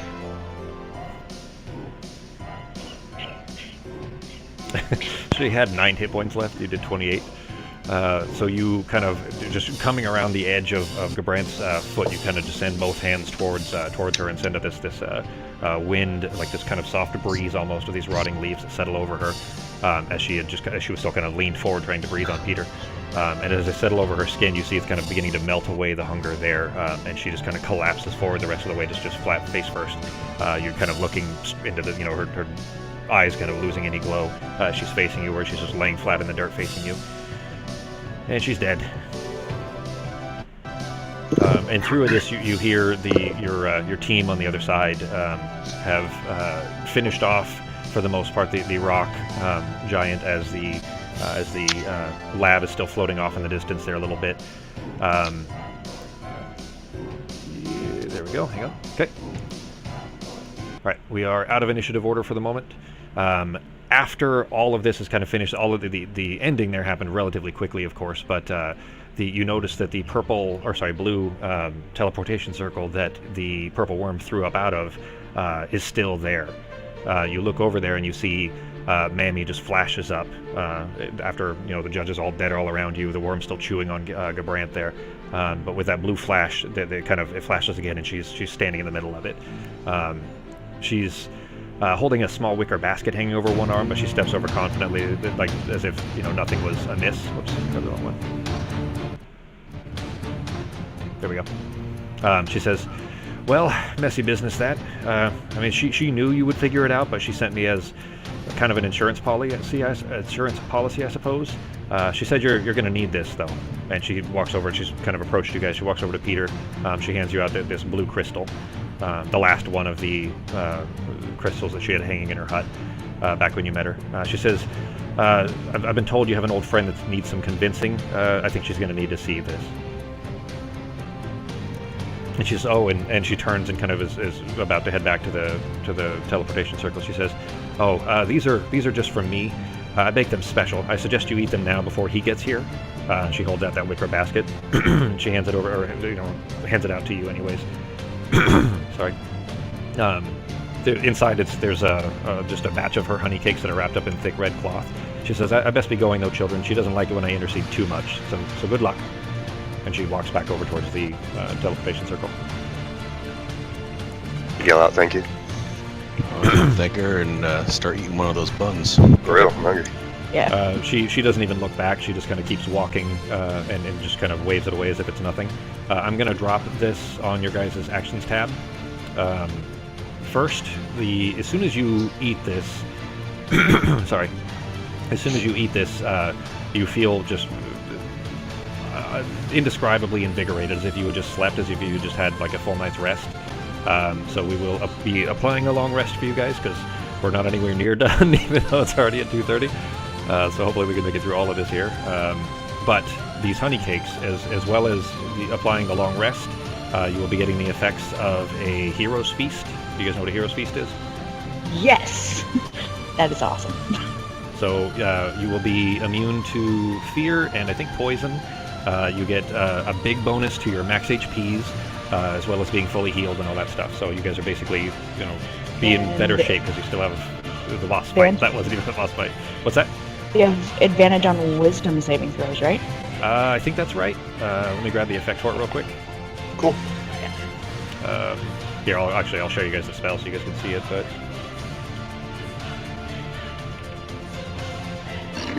Alright. You all have several benefits. It's cured of all diseases and poison, become immune to poison and being frightened, so you can't be frightened either.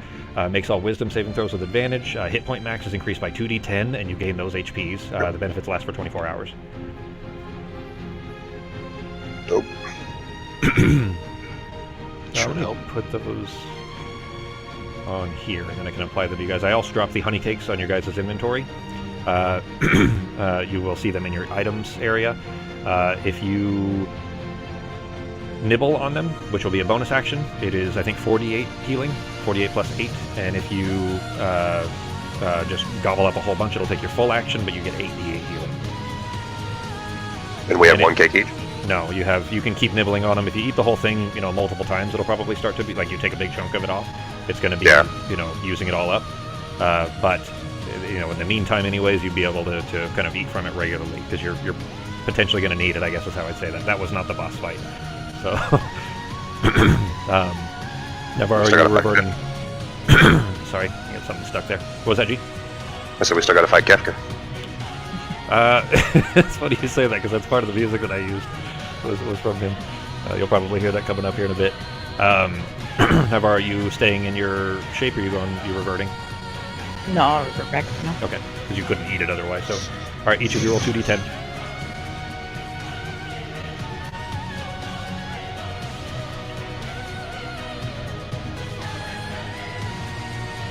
All right, Navarro gets 12, Ketis 11, and Peter 10. Nice. There you are. I'm going to change your actual max for now, because it'll be fine for now anyway. So Navarro was 12 and 10 for Peter. There you go. So yeah, you guys have the honey cakes in there, and I'll drop the effects on you guys as well. Should I re-roll my portents? Yeah, you need to re-roll you're going to be redoing your roll the bones as if you had a full rest. So basically, you will be doing the ritual for it as well. But basically, you kind of just kneel down in the dust and kind of prepare this. You close your eyes, you toss out the carved finger bones. As they scatter through the rocks, though, your third eye flares open and you see him approaching. Or rather, anyways, you see what he believes himself to be. A great many-winged black angel floating over a scorched, lifeless earth. This is what you see.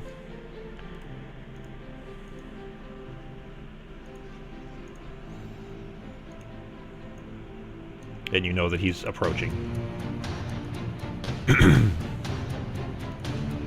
Alright, I'll let everybody know what that vision was all. Sure. You recognize also just historically from knowing what it is, recognizing the image, you realize that Odim here is, the priest of Neadramoth is one of the Ascended. He's called Azrael by one. And you know that he's coming for apotheosis again, and then that vision ends. So you guys are basically surrounded by all these dead giants. You know that he is coming for apotheosis. You don't know where that is, you just know that Elspeth has it. What are you guys doing?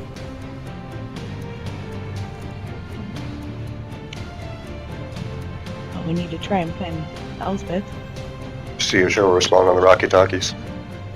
Say, look, we're down to the wire. Fucking get out here. Let's get this solved. Nice, dude. You got a 20, a 6, and an 8. So 2 potential failures if you give them to enemies, and 1 potential crit if you give it to yourself. That's badass. Or to, remember, you can apply it to other people, too. So if you give that 20, like if somebody you roll your meteor swarm, you could make it a crit, for example.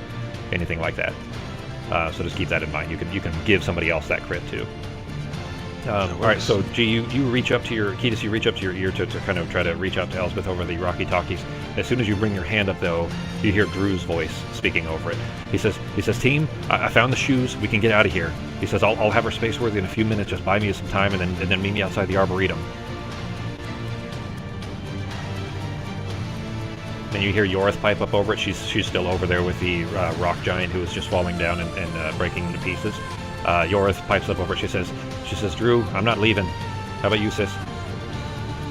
Yeah, we can't just leave these people here. Yeah, tired of running. Drew says, Peter, come on, you're always the smartest of us. What do you say? We need to get out of here.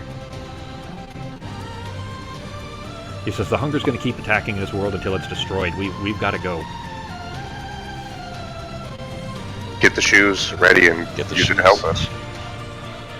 We ain't going nowhere, but you can help us with it, though. Drew says, the guns on this thing, they're not on here anymore. I don't know what she did with them. They must have taken them off to use them for defending the college or something. I don't know. This thing doesn't have anything on it to protect. You'd run interference or something. Peter, you saying anything? Yeah, we're gonna need to go talk to Elsbeth here. We need to get to her room. Yeah, she needs to see what's on that crystal. Jack pipes up over it. He says, yeah, I think so too, guys. He says, it sounds like we've got two choices. I mean, we can stay and Elsbeth Barrier cuts off this world from the rest of existence, or we run and we try again next cycle. It's just those two choices. It's time to decide. I vote for staying. I say go for Elvis. Go for Elvis? Go for Elvis. Yes. Ango pipes up over the Rocky Talkies then too as you guys are talking. He says, guys, I mean, I know just please don't go. I mean, you can't leave us to be eaten or to be cut off from the rest of existence. He says, it's me. It's your very best friend Ango. I mean, look, guys, listen, I found her. I don't think she can hear me. You should come. Maybe you can talk to her. Just please don't leave us, okay? Where are you? Yeah. He tells you where to find it, basically. Like we'll kind of just for the sake of time, she was hiding in a crater that's not far from the HQ. So he tells you where to go, and you guys, again for the sake of time, you guys just head there, right? I assume. Yeah. Yep.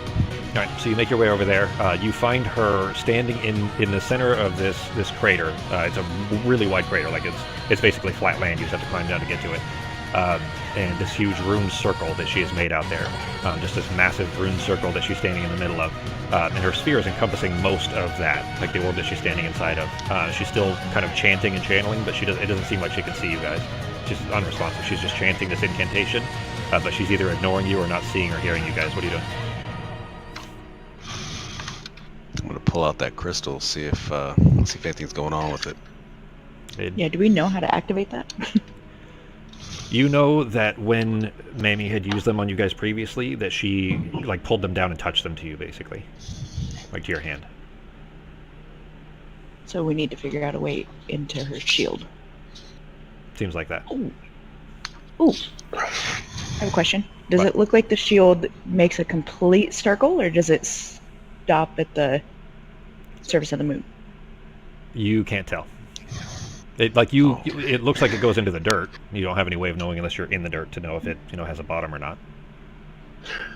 So in other words, test it and do a yard dog. Just kind of dig at the edge of the bottom of the I would say shield to see if it's a sphere. I can Earth Elemental and Earth And move Glide. through it. Okay. Yeah. All right, you're gonna do that. Give it a shot. Are you going with anything, or are you just going to try to, go through the dirt and, like, basically, are you taking the pistol? Yeah. All right. So you meld down into you go Earth Elemental again and meld down into the surface of the moon here, which is still, by the way, even though you guys have walked away from the kind of devastation that the giants left there, there's cracks all over the place. The moon is just covered in fissures that are kind of red and glowing just from the heat of the friction. But you meld into the floor. It's okay, dog. Calm down. It's okay. But you meld into the floor. And then kind of go up where you believe the bottom of the orb to be and start to raise up, and you realize that you are passing through a barrier, meaning that the globe is there, but you feel it pass right through you, and it feels warm and it feels comfortable almost. Like you had this for 100 years, you had this almost friend that you sought out every single year of apotheosis, and that's what it feels like. But it doesn't stop you. You pass right through it, and you realize, oh well, shit. I mean, apotheosis never had any control over you guys anyways. You guys potentially could just walk through the outside of this if you chose to anyways. But it does prevent other energy sources basically from traveling through it. But anyways, you have kind of resurfaced on the inside of it. You are now inside this orb with Elsbeth. She still doesn't seem to see you. She's just constantly chanting. What are you doing? And if we know that she got through, I'll just gently push through the barrier, see if I can walk through it. Yep, you can walk on through. Doesn't stop you at all. It's like a magical hug. Well, I'm dropping my elemental form. Okay. Did you realize that you renamed your elemental form to Nivara Wild Shape 9I88888? You see that? No, the cat started pressing on the keyboard and now I can't get it to come up. Oh, there we go. That fixed it. There you go. All right, but you guys, step on through the barrier, now inside with her. What are you doing? I guess we just touch it to her? Okay. All right, so you bring the crystal up and you press it against just her kind of exposed arm where she's holding this up and kind of channeling this force into this orb, this shield spell that she'd been mastering for so long. And the crystal shatters. And suddenly the sphere that you guys are standing in is just filled with this thick white fog. And inside that fog you see visions of this future that Mammy had brought to you. Navarre, you see yourself cooking up a feast in a fancy kitchen. Yorth is sitting there back in her body. And the two of you are laughing at about a joke that you can't quite hear that's told by a very drunk and happy-looking Jack. Peter, you're sitting under a tree at a park, and you're watching your very best friend Ango throw a frisbee to a big golden retriever. Carrie and Alice are in this big cabin on a mountainside. They're curled up on a couch, and both of them are reading in front of a warm fire. And you see Elsbeth's eyes in front of you, not in the vision, focus on this kind of these scenes that are playing out in front of you. And instantly she's just like she's snapped out of it, and she's instantly there. And you see her eyes are welling up with tears, and she says, "What is this? What does this mean?" What are you doing?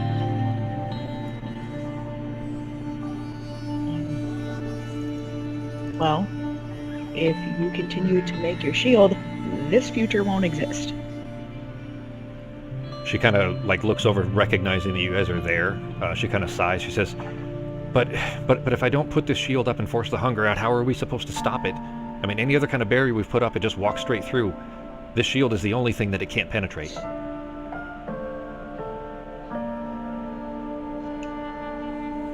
This is where you guys need to come up with your plan.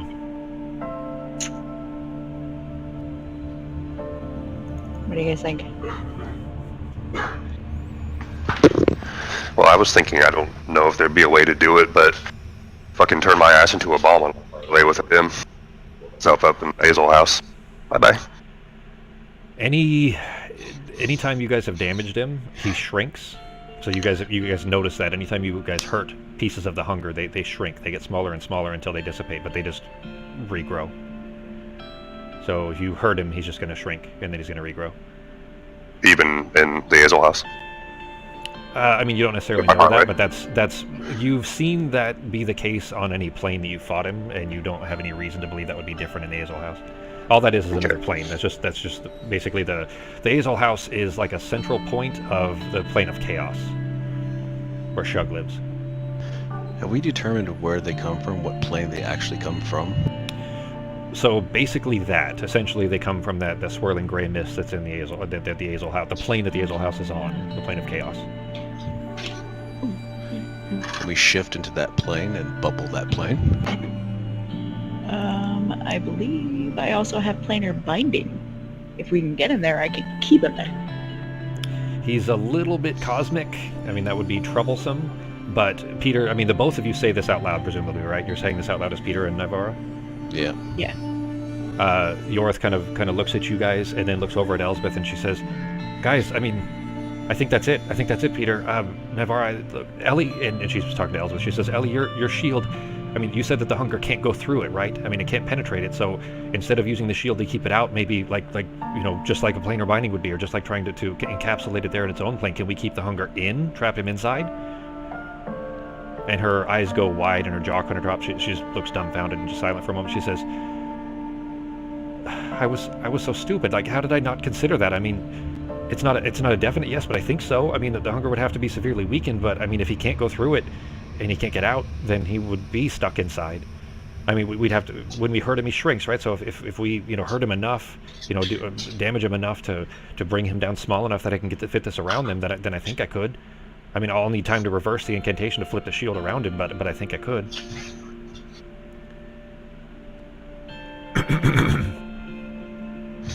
Sounds good to me. I think that's a plan. She is, sorry, she is just utterly like destroyed, and is like bawling in tears and like reaching out for hugs that she doesn't expect to get a hug back. Yorith does go over and give her a big hug anyways, despite, you know, Yorith was essentially trapped forever because and forgotten about because of her actions, but Yorith it seems to be at least in the process of forgiving her. Jack and Alice go over and give her a hug as well.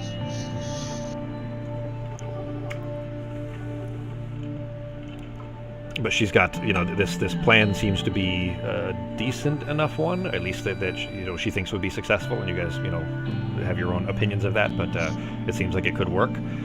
You do know that the hunger is coming from Odim specifically, is coming from Apotheosis, and he'll be here any minute. So you guys, you don't have long. This is your, I guess, final attempt. If you're going to put up anything preparatory, now's the time. Okay. Peter, your mage armor will still be up because it's basically, it lasts for 8 hours, so you're like, that'll still be there. Ivara, did you revert? Well, I guess it's up to you if you're going to go into any particular form. You don't necessarily have to use the same one. You can use, you know, since you don't have a limit to them anymore, it doesn't matter anyway. You know what? Will you bring up the fire elemental? Because I just have the water and earth on here. Sure. Let me grab that.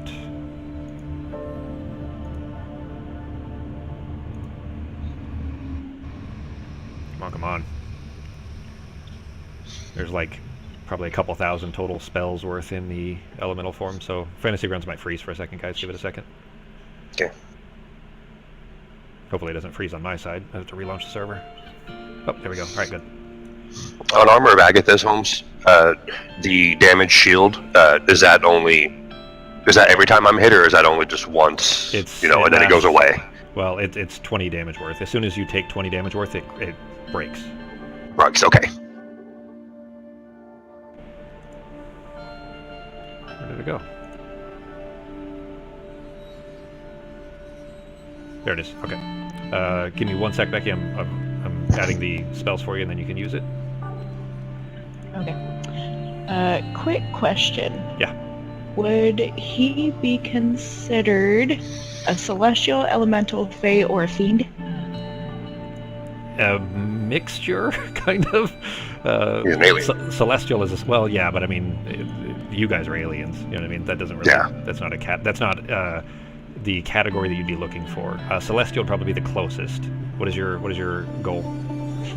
I have a really bad idea. So I was finally looking at planar binding, and if I can cast it and Peter can use a port and make him fail his charisma saving throw, he's in my servers for 24 hours. I would say that because he's not just a celestial, like he's essentially, he's an ascended, he's god, like a god level, which would be a bit more. I mean, if he, like, you'd have to roll like a 30 basically for like literally like you'd have to have essentially a natural 20 or a 19 plus 11 for that to be, not that, like, it's just, one, it would make the last fight a little less fun too, but I mean, I like the idea. So, but don't forget, both you, Peter, and Navarro both still have inspiration as well. So, okay, Peter, you do anything for preparatory? No, I'm just kind of looking through. I'm good. All right, you, Becky, the fire is on there for you now. All right, so with no fanfare, you guys kind of knew this was coming, but somehow you did not see him or sense anything. A voice calls your attention from behind you, and you turn, and outside of that orb, standing there just outside of the sphere without anybody even notices, is a small, thin, sickly, almost frail-looking tentacle-faced creature. This is what it is you guys see, who, again, Odim styles himself or believes himself something a bit more grandiose. This is what he actually looks like in front of you. So kind of a far cry below what what he believes himself to be as Azrael. But seeing him there, that despite those delusions of grandeur, of course, this is what the priest of Shogni Adromoth really looks like. And in a cracking, almost liquid-sounding voice, he just calmly says, I will take back that which you have stolen from me, the light of creation, now. And he extends one tenebrous kind of tentacled hand out in front of him, and you notice that the bone white flesh of his skin is dry and cracking. What do you do? Well, I'm going into my fire elemental now. Okay. You guys all, immediately start sweating as this eruption of fire is standing next to you now. I'm going to put my hand in my pocket like I'm pulling something out, and then I'm going to flip him off. He looks at you. There's no way for this thing to even smile, but he looks at you, and he says, "Small-minded creatures, as you wish." And the priests, the Illithid priests' incantations reverberate through your mind, and you hear the whistling scream of something large and fast hurtling from above, just like you heard earlier, like the scream of a bomb being dropped. And the sickly squid-faced form kind of lifts up and floats away, and just as he's floating up out of the way, you see a massive fiery boulder being torn from the sky and barreling down as he casts Meteor Swarm, just like Peter did earlier. Actually, I already had this in here, by the way, so it was funny that you chose to cast Meteor Swarm. But the impact of the meteor causes these massive trembling quakes as it smashes into the ground there. Each of you are going to need to make, I think that's dex saves. Can I use my shield master? This is a big old area, G. What's that, Becky? Okay. I need to change my thing to the fire elemental. Change what thing? My stats. Oh, okay, you still have the... Okay, let me take off the earth one, because you had earth in here still. There we go. Yeah. Can you change them, or do you need me to do it? I don't know, I should be able to, I think. I think you can, yeah. Unfortunately, I don't think I was strong enough to use the counter spell for the bracer for that. It's a level 9, so you tell me, because I think you have to do... If you cast it at 6, you have a chance. If you cast it at 7, then it would, I think, automatically, I think. But I mean, as far as protection, it still would hit. You just, could avoid the damage bracer, for you guys. Yeah. Oh, for the bracer would be a level 3. It would be the default level. Did it let you adjust them, Becky? Yeah, I'm doing it right now. Okay. Oh, that's... Oh. You guys are actually inside the orb, so you don't really need to worry about it too much. Like, it would basically be, half damage anyways. Huh? It won't let me change the AC. It let me change everything else, though. Okay, so the AC, you actually have to click the little magnifying glass. And AC, we would take this away, and your total would be 13 again. There you go. You're all set. Alright, so what am I doing? Dex save? Yeah. Alright. So it'll be quarter damage, I suppose. Let me grab the thing here. I'll go ahead and share the map to you guys.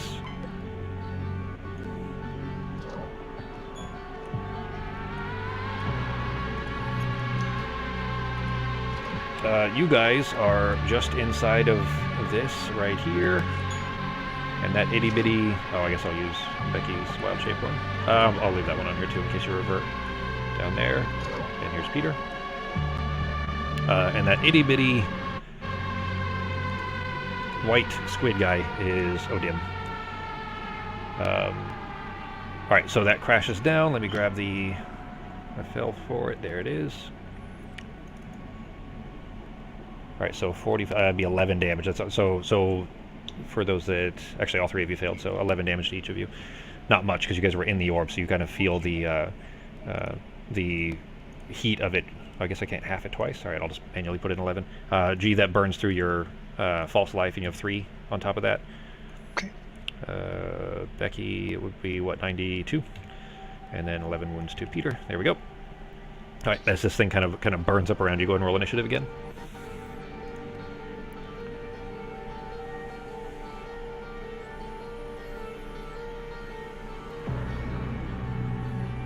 Oh, I forgot to change this. Hang on.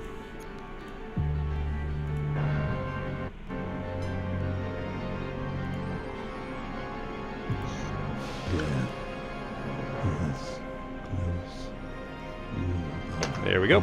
Alright. Did we get their initiative rolled? No, he's actually last in the initiative order.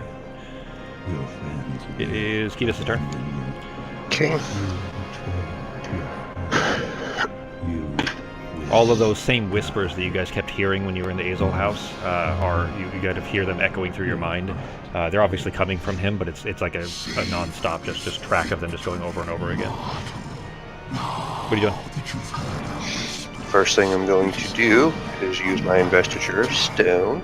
Okay. I think I fixed the concentration on that, so... Okay. And then I am going to... That takes my action, right? That's like casting a spell. Yeah. Yep. Yeah, okay. Then as a bonus, I'm going to hit Odin with Crow's Mark. Okay. Alright.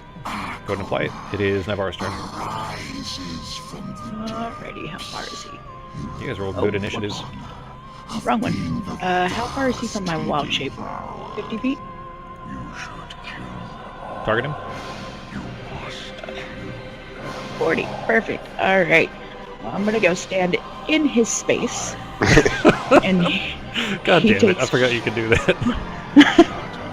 Yeah, he takes 1d10 fire damage. Okay. And for every turn he's on fire, and then for every turn that he's on fire, he takes an additional 1d10. Alright. Go ahead and, roll it. Oh, really? Is it going to be that all over again? Wow. Okay. And I'm also going to do Blight, since Okay. I'm right here. Okay. At 4th level. He succeeds. He got a 14 plus 10 is 24. So he takes half damage, so... well, okay, so I'll tell you that while you're burning him and you kind of surround yourself with these kind of diseased-looking leaves that begin to settle on his skin, it does burn him. It starts to burn away a little bit of his kind of white, sickly-looking flesh already.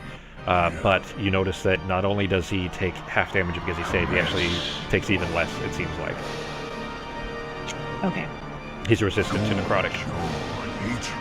Great. It's my turn. Okay, Peter's turn. Alright, so he's resistant to necrotic. Yeah. Did the fire damage actually hit him normal?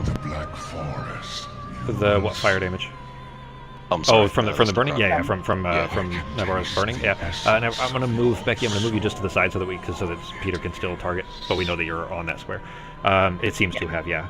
It doesn't seem to have resisted the kind of burning that you've seen. Okay. Give me a sec here. I'm going to move to the side here, 30. Okay. And it doesn't take a full turn to nibble on that food, right? No, it's a bonus action.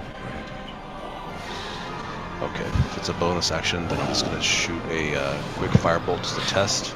Okay. Actually, I'm sorry. I'm going to say a lightning bolt just to test.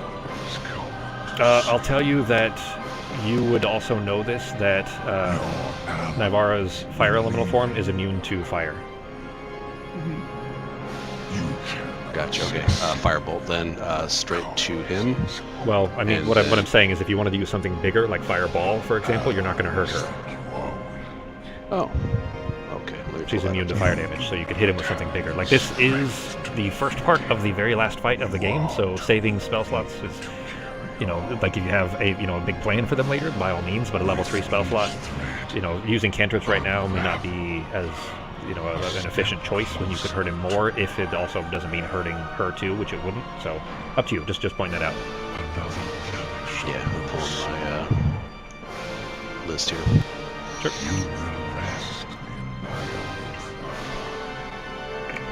Alright, Fireball level 3. Okay.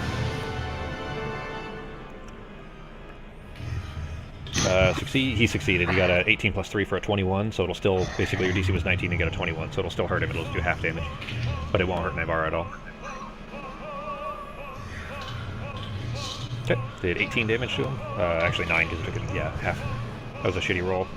Alright, Dave, your turn. I mark off the spell slot, and my bonus action, I'm going to do the little You're gonna nibble eat it? of Okay. the honey cake. Okay, so if you hit the magnifying glass to the right, the 4, there you go. Yeah, you got it right. Okay. Jeez, 3 1s. Like, it's not even kidding. Like, yesterday and today has been a whole lot of 1s. Not so much on attacks, but like on damage and healing rolls for sure. So, alright, it is his turn. He is, let's see, around all of you. What's his best shot here? seeing Navarro's form next to him, kind of trying to burn him there. Is it on his turn that he takes that damage, by the way, Becky? Yes. If he starts his turn? Yeah, okay, go ahead and roll the damage on him. Okay. He is, like you, kind of in his space, basically, kind of burning all around him. He's going to just hold his hand out around the kind of flaming neck of the elemental form that you're showing there. And he is going to cast Disintegrate on you. You need to make a dex save. You have to beat an 18. Oh, crap. With really? That, it is 10d6 plus 40 force damage. Wow. 78 on that. Yeah. Okay. Oh, well, I'm still... Yeah, I'm gonna use a luck on that. Okay, to make him re-roll. Actually, that would be for her to re-roll the dex save. So Correct. re-roll your dex save, Becky. Actually, if he wants to save it, it would be fine, because I can recast my elemental form as many times as I want. And I don't take damage. Well, that's yeah, true. but if he over damages you, then basically any damage he does on top of what, the amount that you have applies to Navarro's shape, and if you are kicked out of it and brought to 0 from Navarro's shape, then you would be unconscious from there. But this is why druids are so ridiculously overpowered. They're literally the hardest class to kill as a druid, especially at level 18 or something when they have unlimited wild shapes. So, yeah, so if you want to save your luck for now, that's perfectly fine. That 78 damage didn't apply to her. That applied to her wild shape. Once her wild shape drops to 0, then she reverts back to her regular Navarro form, which has her full amount of hit points. All right, that works. I'll hold off then. Okay. All right. So he tries to disintegrate your fire form essentially, and you are like diminished dramatically to the point where you're like a smaller ball of fire floating in the air rather than this raging elemental.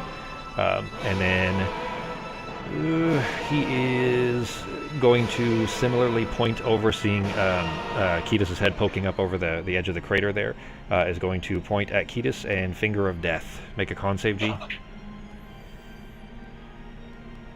Okay. And actually this is shield masterable, so you get +2 to it from your dex boost if you want to use your shield. Okay. So, roll con save +2? Yeah. Or And beat an dex save. 18. Yeah, I think you can hit the application for it, but it doesn't matter. You don't have to know what the number is, so. Just roll your con save. Need to roll a 16 or better to beat his 18. There you go. All right, so you got a 20 actually. So you see this ball kind of similar to your. Whoops, that was supposed to repeat and it didn't.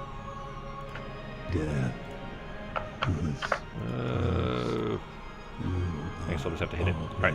Anyway, the ball kind of goes sailing towards you and just crashes into your sheet. Friends will abandon you. You betray. Can I react to that? Use a reaction? Or no? In as far as like a hellish rebuke or something. Yeah. Does hellish rebuke work against a spell? Let's see. Dash. Creature that damaged you. Yeah, it looks like it can. So go ahead. Cool. It'll be cast at 5th because all of your spells are 5th. Yeah, the number's good. All right, it's all good. So go ahead and cast it. Alright. Sorry, baby. That's fine.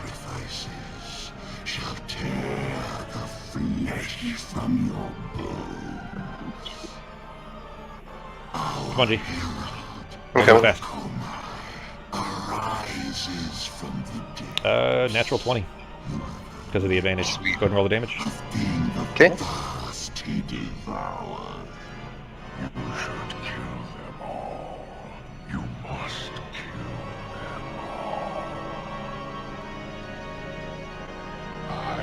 There you go. Damn. He took half. Why is he taking half from that? Oh, because it's necrotic. Yeah. No, it's fire. No, I'm sorry. Oh, he has magic resistance. Yeah. So. Yeah. So it's spells and other magical effects. Yeah. So that would count. So, but he took half damage from it. So still, still hurted pretty good though. 25 damage is still good. All right. He is going to float up in the air up high. He was basically just 10 feet off the ground where you were already kind of enveloping in Navarra, but he floats up even further. He's about 25 feet up in the air now. Are you moving? Well, on your turn you can move with him, but he's basically floating up above you now. I'll move him to here just for representing that. Do I get an opportunity attack? Yes, because he's leaving your range. So yeah. All right. So it would be.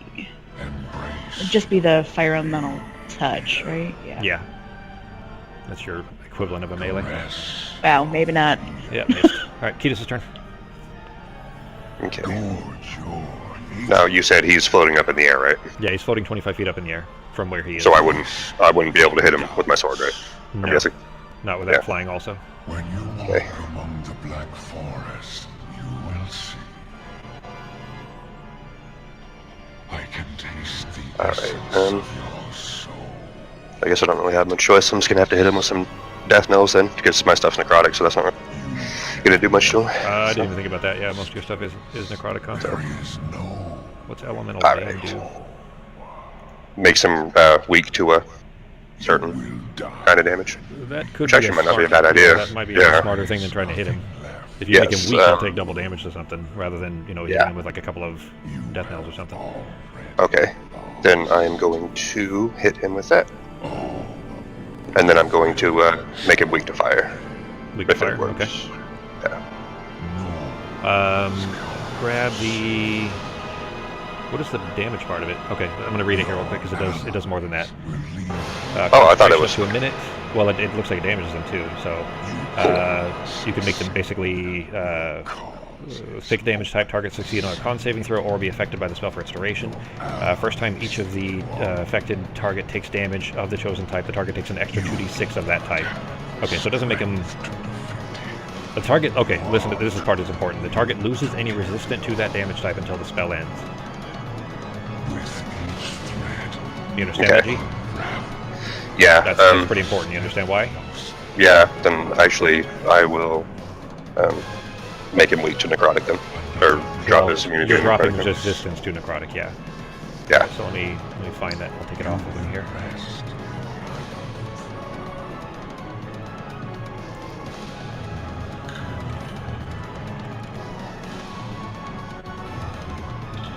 Okay, alright. I removed that from him.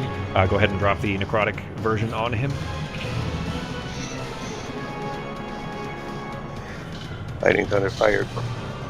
Oh, shit. I don't think I see it on my list. Yeah, you know what? Necrotic isn't supposed to be one. It looks like it's not one of the items. So I'm going to go ahead and... I'm going to make it one, just because for the sake of time and everything. It looks like it's only supposed to be elements, and I guess necrotic wouldn't be one of the element versions of it. So I'm going to put that one on here, and I'm going to go ahead and edit it. Make sure you put the concentration up. The concentration effect on yourself. Alright. So... Cold... Which one? Cold, lightning, fire? It doesn't matter. Just the very end. Like one of the... Yeah, just put the lightning one. Doesn't make any difference. The ones at the end that say self in them. Just click one of those. Did I get that right? Yes. You put the thunder one. That's good. Alright. So, for simplicity's sake, though, it doesn't make them double damage from it. It just makes it basically anytime they take damage of that type, he'll take an extra 2d6 of that type as well. And then he loses his... resistance to it, so he's not taking half damage from necrotic anymore. Okay, that it for your turn? You're gonna eat? Actually, let me see. Yes, actually, I'm gonna... Alright, you go ahead and do that, Navarro's turn. Alrighty, so I'm going to... Oh, well actually, he's still on fire. He hasn't put it out yet. Yeah, he did not spend his action to do that, so... Yeah, so he gets Hang up. on. So...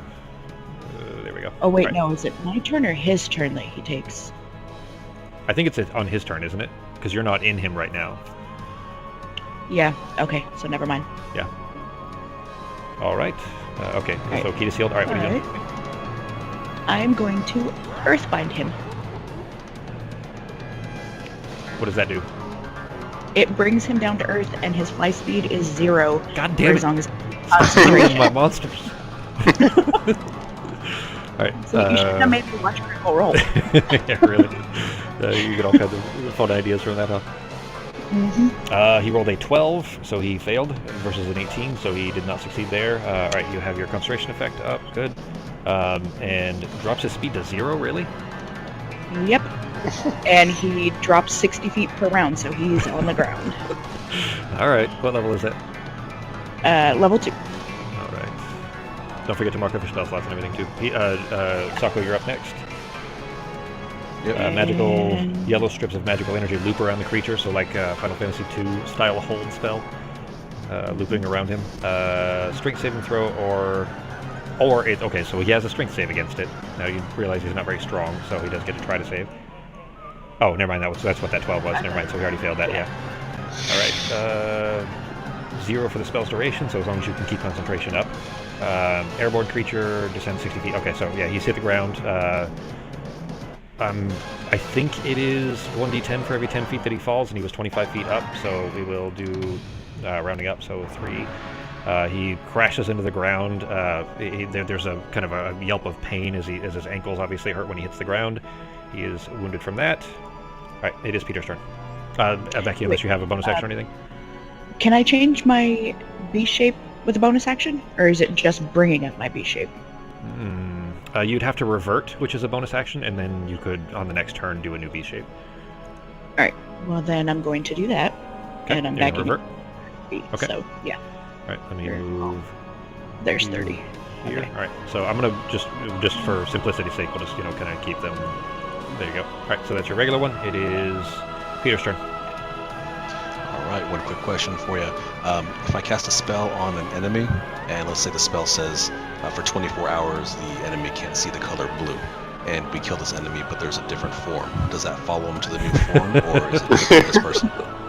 What do you think this is? A Final Fantasy boss fight? I would say, yeah, that the creature is still the creature. So if there was like a full reconstitution, maybe, but I would say at least in this particular case, if that's what you're asking, then yeah, it would still follow him. Copy that. And he cast. What makes you think that he might have extra forms, Disintegrate? Sako? It's something about the music. Is that what it is? Okay. The Hieronymus Bosch. All right. So he casted Disintegrate, I think, on Ketis, right? Yeah, he did. No, he cast No, Disintegrate Navara. on Navara, and then Finger Yeah. of Death on Ketis, yeah. He tried to finger me. Finger death. All right. So he's fingering him and he's disintegrating. All right. Pretty intelligent. Let's cast Feeble Mind, level 8. And Okay. the reason why I'm casting that is because I know he's going to roll an 8 for the With save. your portent. Becky, how far are you on Critical Role? Raishon just took off, and they are heading back to Whitestone From Raishon's from island? Yvonne. No, they haven't made it to okay. the. Okay, gotcha. All right. Okay. All right, you blast the mind of a creature that you can see within range, attempting to shatter its intellect and personality. Target takes 46 psychic damage and must make an intelligence save. Now, you do realize he has a very high intelligence, so that save, doesn't mean he won't fail, doesn't mean he can't fail, but he has to roll really, really low. All right, so go ahead So and... even go with ahead. that save, I can't say. use Oh it shit! for 8. Never mind. Yeah, I forgot you were applying that. Okay. Failed save creatures and intelligence charisma become 1. Can't cast spells, activate items, understand language, or communicate in any intelligible way. Okay. Every 30 days, the creature can repeat 30 its save. days. All right. Yeah. Go ahead and hit the cat. Well, you have him targeted, won't matter. But go ahead and hit the cast and hit the apply. Actually, what's the portent number that you're giving him? I'm giving him number 8. All right. Cost of greatness. That I'll tell you this: it does not make it a definite. He could still succeed with an 8. Really? Yeah, because your DC is a 19, and his modifier is very high. Ooh. Yet still You know what? Let's push it all out to a 6 then. Okay. you All right. Go ahead and hit the application or apply it on him. Grab the effect, drag it over to him. Alright, how do I do that? Just hit cast or? It should have an effect under there, right? You said it's level 8, right? Feeble Mind 8 says damage, cast, attack, save. Let me find it here. voice doubts. I thought it had. I guess it doesn't have an effect. Okay. All right. Never mind. It would still be the damage. So go ahead and apply the damage to it. Just roll the damage and mark off your spell slot. I can Yep, taste got it. the essence Okay. of your soul. You can see that the form is like getting more and more of these kind of tears of this black liquid material in his skin. But as you cast that to them, the glow of a hateful intelligence in its eyes is fading, and it just looks like utter rage. It just looks like bestial rage almost. And actually, as you're kind of ending your turn there, are you bonus actioning or anything? No. Okay. The craters around you guys are beginning to fill up with the like hunger style material all around you. That same kind of black liquid sand stuff. Ketis, you're in it, so you will be on your turn. There will be the 2d6 cold damage from it, same as it was when the giants were there. I'm gonna basically all the craters, all the low spots are filling in with it. Is what's happening. So I'm instead of putting them all on there, you guys can assume. Actually, Navarra's in one as well. So, all right, it is his turn. Let's see, what can he even do now?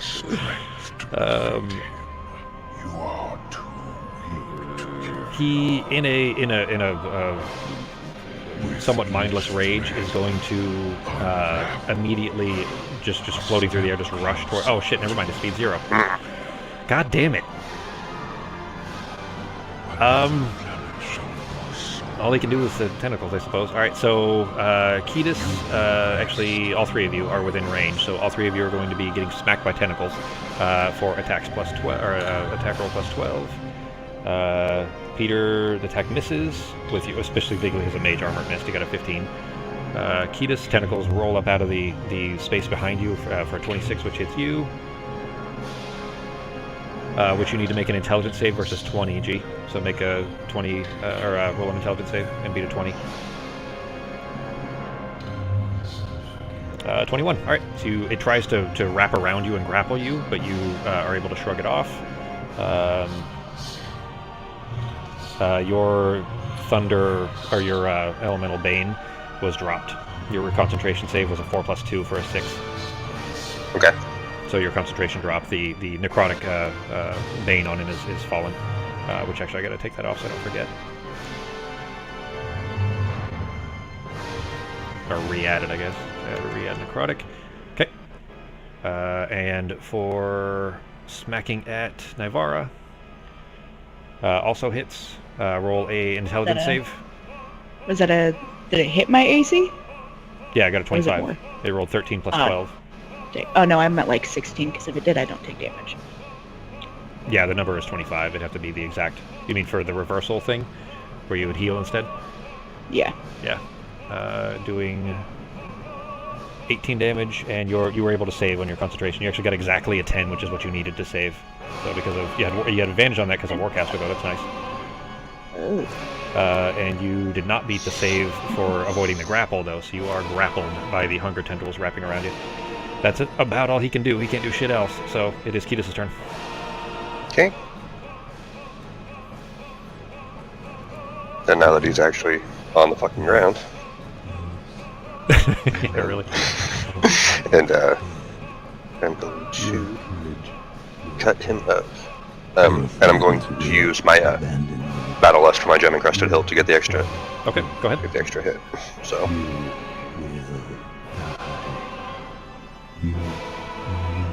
Keep rolling unless you get a crit until you're done. Okay. Just so we can get it done, because we still have a ways to go through.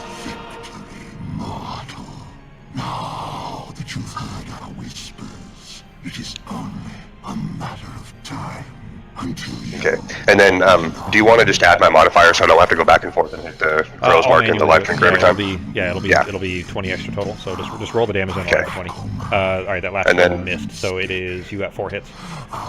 Okay, and I'm going to actually use my action surge and hit him 5 more times. All right, go ahead and roll the damage for the first 4. Okay. Yeah, it's still during your turns. You still have the 5th one from the gem encrusted hilt. Okay. This is a cloud style limit break type shit. Hell yeah. All right, hang on. Okay. He's taking 0 damage from these.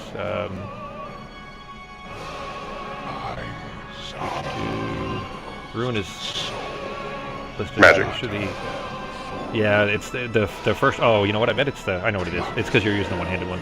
I think I'm guessing that the. There we go. Reroll that last one. It took the magical one off, and I think it was the hand thing to change whether it's one-handed or two-handed. So go ahead and reroll both of those damages. So roll 4 damage, and I'll add the 20 to it. Go. All that you have. He's still resisting resistant, but. Okay.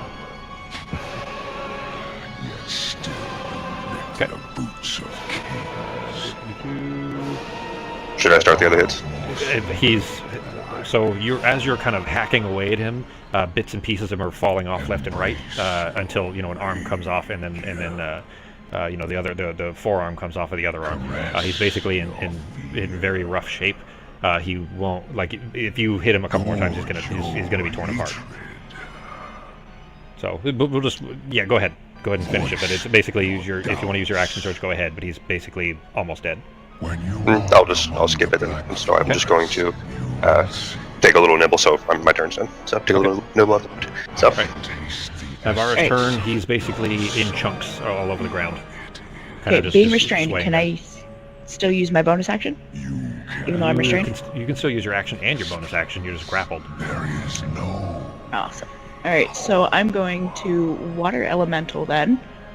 And I think as soon as you change forms, you break the grapple anyways, I think. Yeah, I'm immune. Yeah, so. Alright. Hit that, and that, and that. Alright. Hang on. You just applied all of those to him. Hang on. Those should say self on them, but they don't. Alright, target yourself. Or untarget him, actually, and then do it, I think. Alright. There we go. Okay, so there you go. immune and that. Okay. Now I'm going to if you need to do that effect on your wild shape form. You do not have the strength. Okay. So it's kind of annoying how these work, but here I can do them for you. You're doing water elemental? Yeah. Okay. With each thread unraveled, a step closer. And your resistances. Going to move here. Alright, so that's where I am. There you go. Okay. And I'm going to go get up in his space. And if he doesn't make his strength saving throw, then he is restrained. Or grappled? He's floating inside, yeah, and he starts to drown, if I remember right. Yes. I don't know that Illithid breathe. I'm not sure. So, anyways, but whelm. You're gonna whelm him, is what you're talking about. Yep. Yeah. Each creature in the elemental space make a DC 15 strength save. He rolled a 9, so he failed. So Target takes damage. 2d4 or 2d8 plus 4 bludgeoning. If it's large or smaller, which he's medium, he's grappled and target is restrained and unable to breathe unless they can breathe water, which I think they probably can. But it won't matter because actually did you roll the damage already? Yeah. 13. Yeah. So you drowned Odim to death is what you guys did. I don't know because it keeps showing up resistance, but he's not resisting to. It's because immune is on there twice. God damn it. I think I must have dropped it on the second time when I was fixing the necrotic thing. But either way, that's enough damage to finish him off. So he's still kind of floating inside of your space.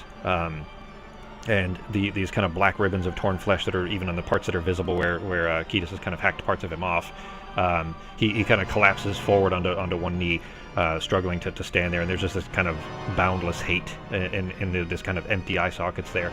And as these black ribbons kind of split open all at once, and this sickly pale skin just kind of sloughs off on either side, discarded in the dirt, revealing just an incomprehensible horror of eyes and tentacles and teeth that grows and grows out of any meaningful shape or purpose. And this form just erupts outward, emitting this kind of mind-piercing psychic scream that pushes you all back.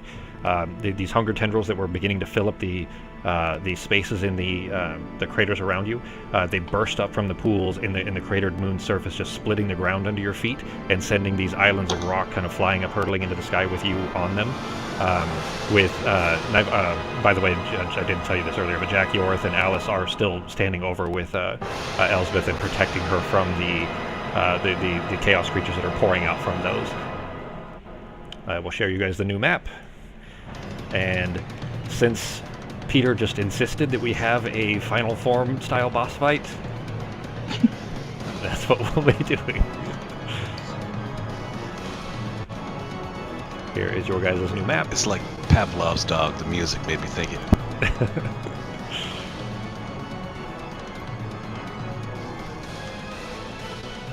Well, that's a huge map. Yeah, it is a pretty big space, which you guys will be potentially having to move through as well, so keep that in mind.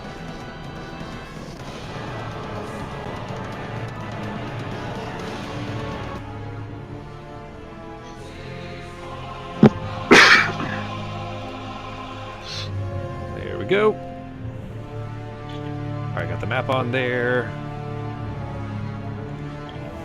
Let me drop you guys on the map. You guys are still, this isn't like a full reset or anything, but, oh shit, it is a huge map. Yeah, there we go. I hadn't had your guys' tokens on here already. Becky, you were off on the right as this thing blew up. And Peter, you were southwest-ish? Yeah, kind of. About there. Let me grab these guys. That is a 50. You guys, if you want to, can re-roll your initiative. That's about the only, kind of time you have for a second, but it's up to you if you want to. I will tell you guys' initiative is decent already. Peter, you got a 20. So yours bumped up slightly.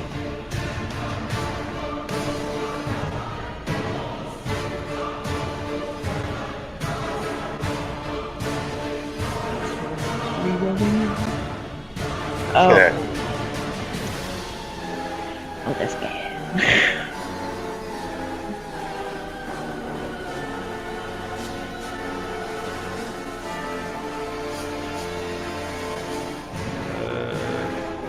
There it is.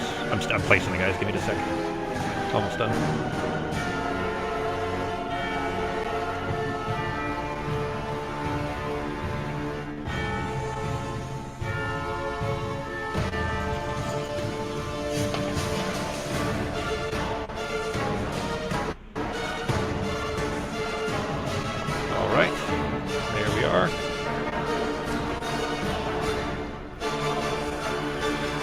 Last one.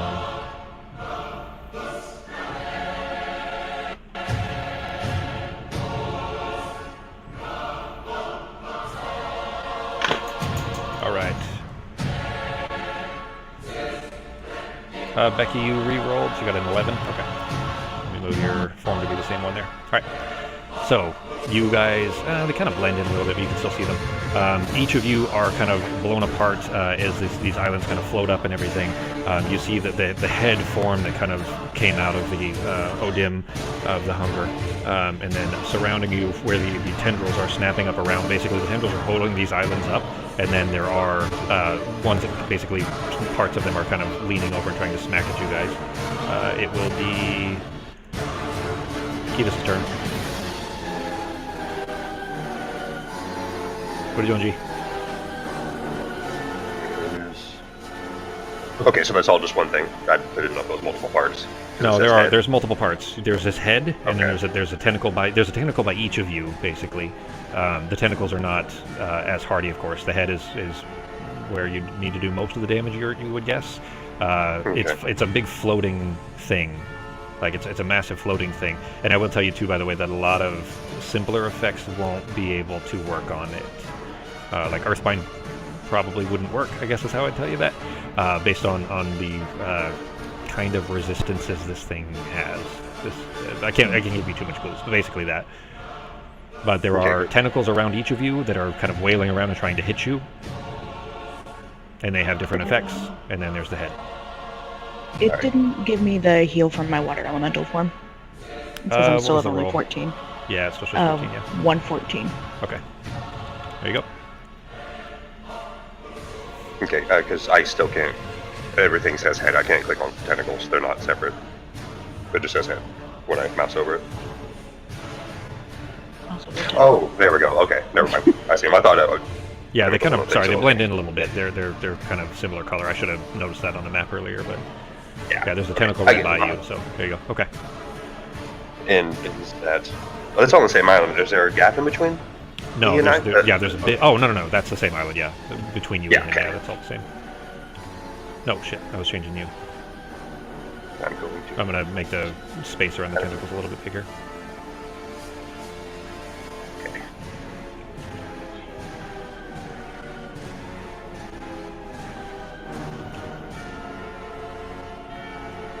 Okay, it hits.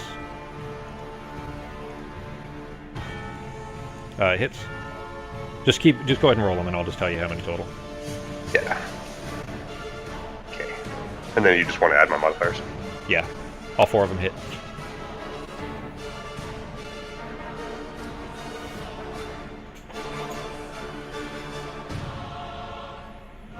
And since this is the same form as my crow, is Mark still on the head? Or is it on the same form? Yeah, go ahead and put it on there. Okay.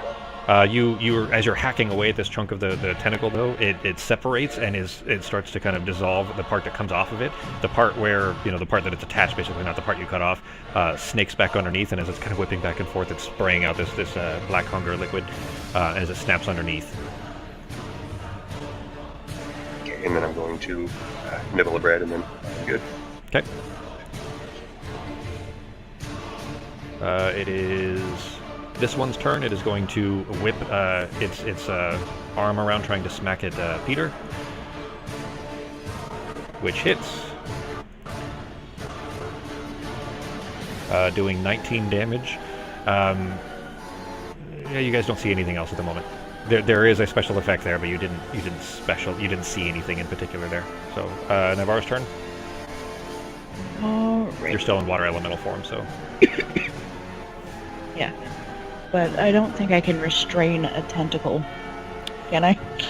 The tentacles probably. The head, no. Oh. Well, in that case, we're gonna move into its space. You got a whaleman tentacle. It can't be drowned, but you could hold it inside of your water elemental shape. Yeah. Yeah, I can try and restrain it. Okay. So, try that. It succeeded. It got a 12 plus 5 is 17 versus a DC of 15. Damn. Alright. Well. Still does the damage though. The whelming damage. Does it? I think thought so. if it saved, it didn't. Oh, I thought it did. Let me look. You probably read it more thoroughly than I did. So, on a failure, takes the damage. No, you're right. If it's successful, it's pushed out of your space. If the throw is success, so it's just basically just pushed out of your space. So you kind of force the tentacle to spin around away from you. Alright.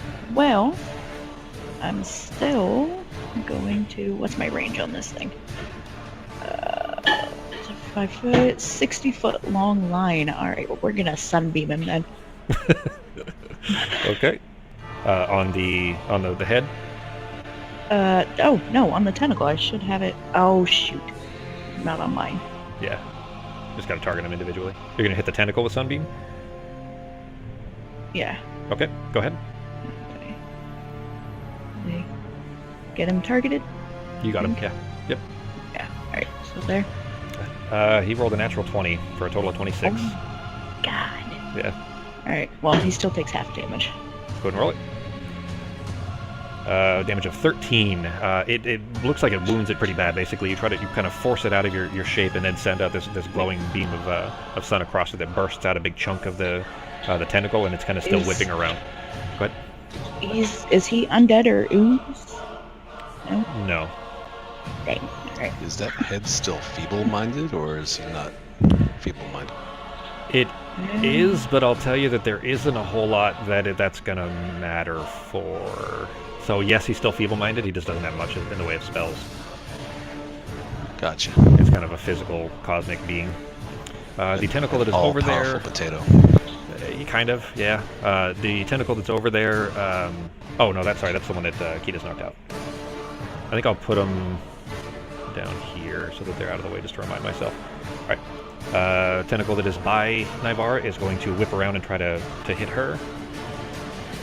The elemental form, anyway. 18 hits for 27 total. Similarly, well, you take half damage from it anyway, so you take, 8? Yeah, because it was 15 in half, so... Hang on. Huh? I forgot to put up the self thing for Sunbeam, so I'd need to make a Constitution saving throw. Okay. Yeah, for your concentration save. Alright, so DC is, is it the damage? So you took 8 damage, which means the DC's 10, because if it's less than 10, so... Just beat a DC 10 on a con save.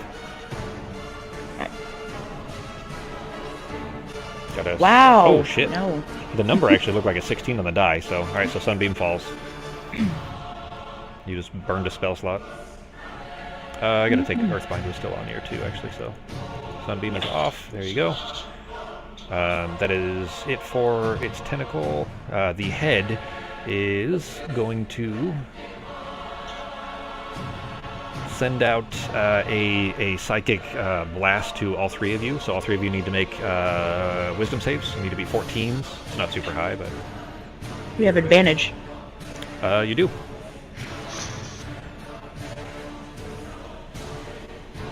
Oh, wow. Gotta beat a 16. You gotta beat a 14 rather, so you got a 16. So both you guys are good. And 20. Okay. So you guys don't feel any of that effect. It is going to whip tentacles at each of you, coming out from the head, not from the individual tentacles. These ones don't have these special effects. That was a crit, but it's just a wild magic one, so there's no effect for it.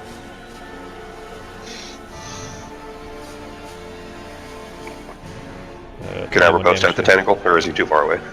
Yeah, go ahead. Because, I mean, it's still part of him. It's basically one long tentacle that he just smacked you with, so you can swing at the tentacle, so go ahead. Okay. The one against Becky... missed. Yeah, oh, he got a natural 1 on the one on Becky, so... You got a natural 20 and then a natural 1. That hits G. Go ahead and roll the damage. Just 1 hit. Okay. And then 1 snaps out at Peter, which also hits.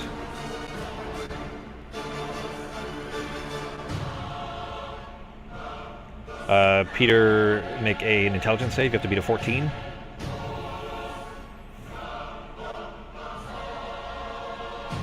Uh, 21, yeah, you're fine. You felt like when it smacked you that it was trying to, something was trying to insert itself in your mind, but you're able to kind of shrug it off and ignore that portion of it. It is going to float into the middle here.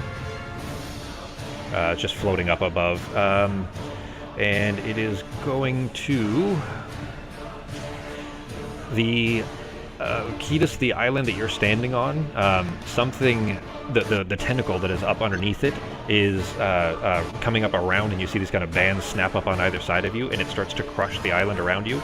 That island is disintegrating. If you don't, basically you have to get off of it. It's going to fall, so on your turn, basically, or as soon as the turn changes, which is actually right now, it's back at the atmosphere turn, that island is falling apart. And you have to make a dex save to try. Well, you're gonna have to try to make a dex save to not fall first of all, and then you're gonna have to get off that island somehow. Okay. So make a dex save.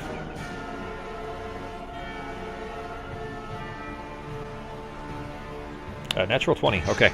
Nice. You go diving for the edge of this rock as it's starting to fall into pieces, as bits of it are falling off. The piece that you're standing on right there will still be there, but you're still gonna have to get across that gap.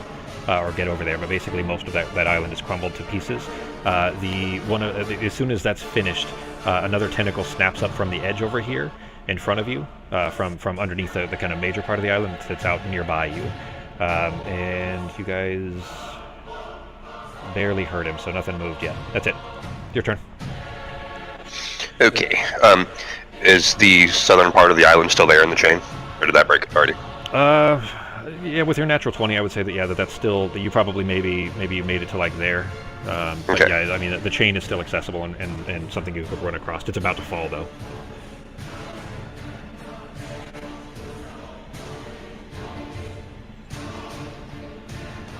Barely. I think that was all my movement right there. Okay, all right. So remember, you have damage and everything too, so.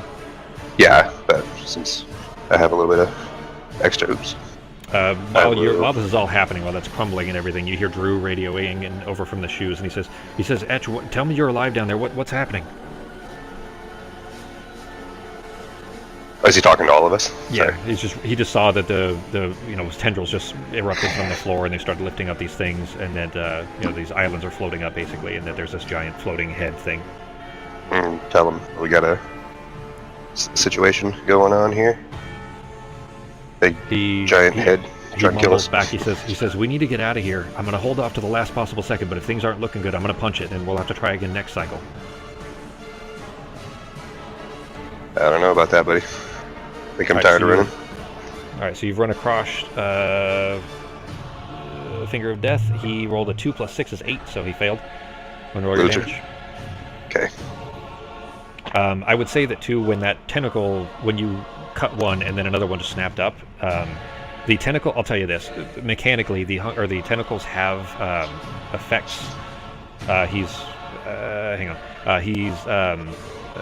basically just snapping new ones up. So tentacles, killing them is potentially beneficial because they have other effects that will suck for you guys. So, killing them might be a good idea. You don't necessarily know what those effects are, but to actually hurt him, you're going to have to hit the head. Does that make sense? Yep. Right. And then just going to nibble a bread. Okay. Then I'm done. Did he seem resistant to that? No. Not in the sense that the other form had been. Okay. It actually looks like it hurt him, not a whole lot. It was about probably 8% of his total health.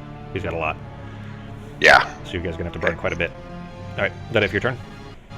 Yes. Yeah, I'm just going to nibble bread and stuff, so good. Alright, Peter's turn. Alright, I'm going to move a little bit to the north. You are going to be getting out of the range of that tentacle, or are you going to stay within range? Because he's going to get an opportunity attack if you move. If you move too far north, basically. Shoot. Okay, what's the range? He's got a 10-foot range, so if you actually click on the tentacle, you'll see an area around it. That's the area that he can hit you in. So if you leave that range, he's going to whip at you. The red square is his size, basically. But if you click on that tentacle, I think it gives you guys, maybe it doesn't. It doesn't. No, it doesn't. Yeah, you're right. Red rectangle. Well, basically, the area surrounding that, it's actually a 10-foot range, so he's got a decent-sized range that if you leave that, he's going to whip at you. So right here, I'm still within his range? Yeah. Barely, but yeah. Okay. I'm going to move here and cast Disintegrate on the head. Okay, go ahead. Disintegration is the best album there? What? No, just something about episode of South Park with Robert Smith. Disintegration is the best album? He has an album called Disintegration from The Cure? The Cure has an album called Disintegration, I think. Because remember the one with Barbara Streisand and she's the giant robot? So Robert Smith comes in and he turns into a giant robot and fights her. Yeah. There's that one. So. I've seen that one, it's just been a long time. He failed. He got a 9 - 1. His dex is really awful, so he failed at that, Sako. Go ahead and roll your damage. 79 damage, damn. That was a pretty good hit. So you, kind of looking up underneath this mass of tentacles and eyes, you just send up this beam that burns straight through it, and you see, almost like when you guys were watching in the, when Faith was burning away chunks of that predatory lion, that lion that was made out of hunger. As it's burned away this big chunk of flesh, for lack of a better term, the form around it is reconstituting, but it is shrinking down. As you guys, the more you hit it, the more it shrinks. So he's shrunk a little bit from the damage that you did to him. Any bonus actions? Yes, the ultimate bonus action. What? I'm gonna pineapple chuck this jar of bees at him. Yes. That's an instant 1,000 damage. This is it right here. I mean, the reason why I've been holding on to this thing the whole time. I'm throwing that jar of bees straight into the eye, and I'm gonna let those bees do work. Are you gonna take the lid off the bees first so that they come swarming out? Or are you just gonna maybe try to break the glass? Oh, it's a glass jar. That glass is going right into his eyes. All right, huck the jar of bees. Let's see. we'll call it an improvised weapon, but I say just for the sake of annoyance, that there is a swarm of bees kind of flipping around his tentacles, that at least the next turn when he's going to swing his tentacles, they're probably not doing much in the way of damage, but the next turn when he's about to whip at you, not the separate ones, but the ones coming out from him, that he will not be able to swing at you because he's too irritated from the ones that are kind of flipping around, stinging at his tentacles. Sound good? Sounds good, you know. If I roll a 20 with something like that, though, I was hoping for a my girl type of situation. But you know, okay, you want these aliens came to our world and didn't realize that it was covered in water and they're allergic to water, kind of a thing. He's the hunger needs his glasses. He They're can't allergic see to without bees. his glasses. Just for the sake of the attack roll, just make a flat attack roll with I guess just roll a flat 20 and we'll put your dex mod on there for the throw. No. Come on. So instead, you go trying to huck it, and the tentacle whaps it down, and the bees just collapse and crash around you, and now you've got an angry swarm of bees around you. How about that? No, I'm just kidding. But you do throw it up, and there is a cloud of angry bees that are swinging around its tentacles and stinging it and trying to keep the tentacle. Well, not necessarily trying, but is effectively keeping the tentacles from being able to swing out at you. Is that it for your turn? 21 months. Good job, bees. You carried on all that long. You did use it a couple of times. You just kept getting it back in Dry Gulch, I think, when time was resetting. If I remember right. All right. So the tentacle that is nearby you is going to reach back and like whip cracks, try to snap you with it, which hits, doing 16 damage. And you notice that where it hits you, you feel some life force draining out of you, and it is healing the hunger. The head of the hunger is healed for that amount. I have to do... There we go. Alright. There we go. Navarro's turn. Right. Can I get in this tentacle's space, or is he... The base of it. Yeah, the base is like 25 feet, 20 feet to the right of you. There you go. Alright, so... I will tell you there's two different kinds of tentacles. You see the two different icons, or token styles? Can you tell the difference there? What? No. What are you talking about? So there's one tentacle that's to the north of Ketis. Do you guys see that? Yeah. You see how that one looks? And then if you look at the other kind, the one that's over by Peter and the one that's by Nivara, those are the same. Those two are the same, and then the one by Ketis is different. They have different effects. Does that make sense? Yeah. Actually, the one by Ketis is the one that just snapped up. So basically the type that was by Peter, those are the kinds that heal him. The other kind does something different. They don't have a lot of health, but you know, if they're basically, he'll keep spawning them every round. So if they kind of keep coming, there could be more and more and more. But if you don't kill them, they can heal him or do the other effect that you don't know about yet. But hurting them doesn't hurt him. Everybody clear? Everybody make sense? Yes. All right, go. And he's immune to bees. He's not weak to bees, at least.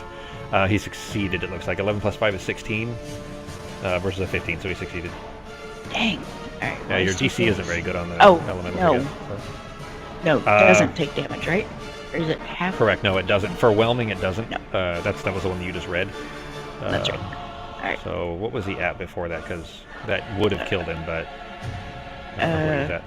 'Cause So you're it's just plus 13 is what it was. Yeah, but it maxes out at a certain amount, so I'm guessing at about where he was. Basically still wounded but not killed. I'm gonna take the unconscious off. Okay. So you tried to whelm him unsuccessfully. Anything else? Yes, I'm going to... Oh, well then, if it's unsuccessful, then he's pushed out of my range. Okay. In that case, he actually has to kind of snap underneath the island there and flip back around from the other side. So he's over here now. Out of your range. I'm just going to move your regular Navarro up here. Huh? I'm going to hit the tentacle with the fires. No. No, I'm going to use... Where did it go? Where's the... Sunbeam was 6, right? Yeah. Alright, so we're going to try Sunbeam again. Okay. You did see that the effect that... actually, you didn't. Never mind. You used it on the wrong one, or you used it on the tentacle earlier. So okay. He succeeds. He got a 15 plus 6 is 21 versus your 18. Still half damage though. Alright, well that does burn him away. So that tentacle is, the kind of hole that you'd already burned in him from the first sunbeam is ripped in half the rest of the way. He is toasted. And I'm going to throw him down here because he's out of the turn order for now. Alright, and then 20, 25, 30. I'm going to go back to the center of the island here. Okay. Is that it for your turn? Yeah. Alright. So 3 is out for now. 11 is here. It is near enough to Ketis that is going to whip at Ketis. For 28 total. This one hits a lot harder too, by the way. It's much bigger. Did 22 damage it looks like, but Ketis, because of Investiture Tone, takes half damage from it. You need to make a strength save, G. You have to beat a 16. Okay. If I succeed, can I repose that? Yeah. Okay. You did not succeed. Nope. So I'm not hitting him back. The tentacle whips around you and is crushing you for 33 more damage. Which, yeah, you can't riposte, obviously, because you're being crushed right now and you are grappled. Mm-hmm. Let me find the effect for that. There it is. Alright. 3 is the one that was just knocked out for now. Alright. Big guy's turn. He is sending out tentacles first, which is the kind of automatic thing that he does. So, Ketis, you're going to have disadvantage, I think, because you're grappled. Nope. Alright, well, it hit anyway, so actually, yeah, so it hit anyway, so you're good there. There's that damage, which you resist, you take half of. One snaps out from the head and lashes at the water elemental. Oh, sorry, both of you have to make intelligence saves versus 14. Peter, you don't have to, because these are annoying, the tentacles that are in your way. You were cutting out. Do I need to make an intelligence save too? Yep. Yeah, Ketis and Navarre have to make intelligence saves, beat a 14. Not with that. It's my intelligence, right? Because the water elemental didn't give me a stat for the the mental stats you keep. They're your same mental stats. Okay. So psychic damage applied to Ketis, and Navarre succeeds, so not there. And then it is going to... well, more tentacles reach up and crush this island in the southwest. So there's another... Basically, the northwest and the southwest islands are broken, are crushing and falling. And it is going to... one of the... There's an eyeball that's at the end of a tentacle stalk that is going to look down and face over towards Naivara. And just in this eye beam that is directly at you, Naivara, you need to make a wisdom save. You have to beat a 14. Ooh, with advantage. Yeah. God damn it. Natural 20. Not only did you feel like something was trying to assault your mind, same as Peter had earlier, but more than that, it was trying to control yours. And it has a very limited number of times it gets to try to do that. But he was trying to control you, which would have made you, fight Ketis and Peter, so... Alright, that is it for his turn. It is back to there, so the tentacle that you killed was this one down here. Snaps around again and is actually going to try to take advantage of where Ketis and Peter are, and is going to, between them, it's not his turn, but is basically another tentacle snaps up around, the healing tentacle snaps up around there. And damage you guys have done to him, he shrinks a little bit more, not a whole lot, but a little bit more from the damage you guys have done so far. Remember, you guys remember what your goal is, right? What you're trying to do here? Yeah. You guys are trying to get him shrunk down enough that Elspeth can trap him. Okay. I am going to use Thunder. Yeah, you are. I mean, you're restrained, so you said Thunder Wave? Thunder Step. That makes me teleport away and hit the shit that I was at. That one moved. So. Let's see. Thunder Step. It's only verbal, yeah. Okay, I was going to say, do you need your arms for that? But because they're wrapped around you. You teleport yourself into an unoccupied space that you can see within range, and immediately after you disappear, a thunderous boom sounds. Each creature within 10 feet takes a con saving throw, 3d10 thunder damage on a fail, or half as much on a success. And you can bring objects as long as they don't exceed what you can carry. Okay, and you're casting it as 5th level, obviously, because it's there. 4d10. Did I already upgrade that? It's actually supposed to be 5d10, so let me update that. Yeah, it'll it is. be one higher than that. Yeah. Alright, go ahead and hit your cast. So that, well, have them targeted. Are they all within range? I can't hear. Can't hear. You can't hear anything? We can hear you, G. Yeah, we're okay. I can hear you just fine, so it's probably just some Discord lag on your side. But you'll be getting 3 and 11 in range, so not the head. Okay, so target the 2 next. Yeah, target the untarget the head, and then target the 2 tentacles that are nearby you. You still have the head targeted though, so remove that part. Oh, okay. There you go. There you go. Then go ahead and hit your cast. I can't hear. Get cast. Yeah, you're getting a little bit staticky, but it's just Discord lag, so you'll be okay in a minute once it clears up. All right. 15 plus 6 is 21, 14 plus 6 is 20, so they both succeeded, but they'll still take the half damage, and you'll get to free yourself out of the grapple. Okay, do I just roll the damage once and hit them both, or? No, yeah, you just roll it once, it'll automatically apply. And then move yourself wherever it is you're going. 24, shit. Okay, so the one that was the northern one of the two is blasted open. I can't hear. Becky, can you translate? Can you translate though? Just basically the one that was grappling him explodes open, and he is separated from it. Tell him to go ahead and move himself. The other one's damaged. That one's gone. That one's damaged. Move yourself. Okay. Thanks, Becky. Cool. All right, so that one you blasted away is down here. Okay. Okay. It's Peter's turn. Alright, so this tentacle to my north is slightly damaged. Yeah, but you guys need to do as much damage as you can to the head. That's the important part. So hit whatever you want. I'm just telling you, like, for the sake of time, because we're coming up on time. We still have a little bit left after this. Not much, but a little bit after this. Alright, I'm gonna then cast Immolation on the head. Okay.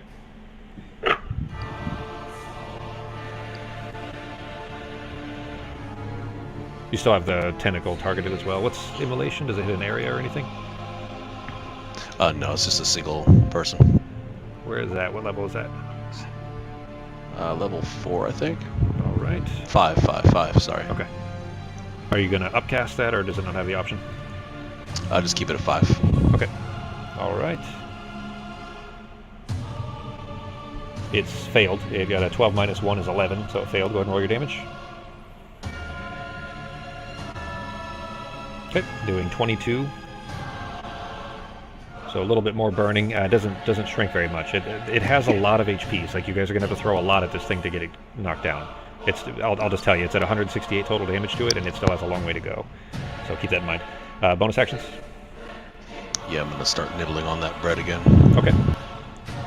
Then it is that one who just got smashed, so it is Navarre's turn. Alrighty. So how far am I from that guy? 60. Alright, so 60 lines, so 5, 10, 25, 30, so I'm right there. Okay. And I can only hit the head. So the other ones Yeah, are the too other far. tentacles are too far away. There we go. So do I just recast Sunbeam? Because it's So Sunbeam is the concentration one, and you can just throw it out every turn. Is that how it works? yeah, so I move it, Oh, okay. So it just continues in the same space. I think. By flashing light. You can create a new line of radiance as your action on any turn until the spell ends. Cool. All right. So So- you fling it towards him instead, then just moving it over. Yeah. All right. So And, just recast. You'd hit the cast button again. Don't mark off the spell slot. Just hit the cast button again to see if he's target him. Oh, you do have him targeted. I thought, Oh, because you're on Oh. your wild shape. Yeah, you gotta do it on your regular one. there we go. There you go. And then yeah, go ahead and re-hit the cast. He got a 6 plus 6 is 12, so he failed. Go ahead and roll the damage. And he's also blinded. All right, and on top of that, you notice that not only the effects that you otherwise saw, is that radiant damage?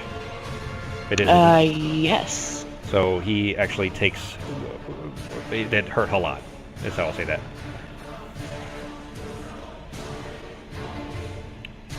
And blinded. Yeah, okay, you gotta drop the blind. Okay. Any bonus actions? No. Okay. That one is where... Oh, that's okay. Alright, so that one is... Because his only available target to him is Peter. He's going to swing at Peter, which hits. Oh, that's the wrong one. Hang on. That's the big guy. There we go. Did 16, not much, but a little bit of healing to the head as well. And then the head's turn. It is... Let's see, he's blinded. Huh.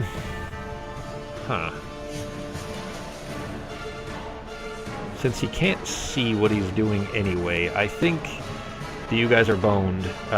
It is going to call something down. The similar screaming sound above you. Everybody make dex saves. You have to beat 18s.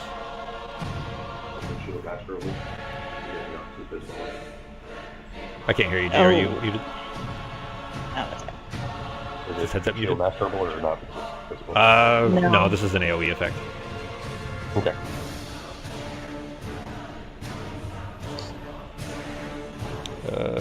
Both Peter and Ivar are going to take full damage, which this is a reduced version, it's not the big version, but and actually all three of you. So all three of you are going to take full damage. 47. Gee, I can't, like, I can hear that you're saying something, but I think I'm just hearing you through Becky's headset. Yeah, it's not. Was the DC a 15%? What? DC was 18. You're still not coming through. My Yeah. head wasn't working then, so. Okay. Alright, well I can still hear you through Becky, so we're okay. As long as you can hear us, and you're fine. Can you hear him? Yeah. Okay. Okay. Because it's acting like you've just muted the headset. So do you want to check the button just in case? Yeah, he's hitting it and it's just not responding. Okay, alright. No biggie. I can still hear you, G, so we're fine. Okay. Is he closing Discord to come back? Yeah, I think Okay. he's reconnecting. Okay. That'll be it for its turn, though, as it calls down smaller meteors that crash into the islands and kind of break it apart a little bit. Each of you kind of taking the full brunt of those. Tentacles, that one is back, so this guy here, the meaner one, is going to snap up over nearby Ketis. Well, it's another tentacle anyways, but damage done he's almost half actually, so he's shrunk down pretty good, down to about there, and he's going to float himself, trying to get away from you guys a little bit, where he can still hit you and not you him. So it is Ketis' turn. It's your turn. You moved over there and you have a tentacle that popped up right next to you.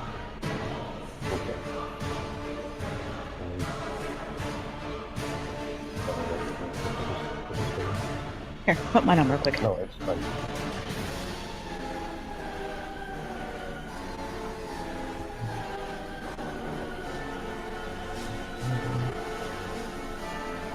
I don't know.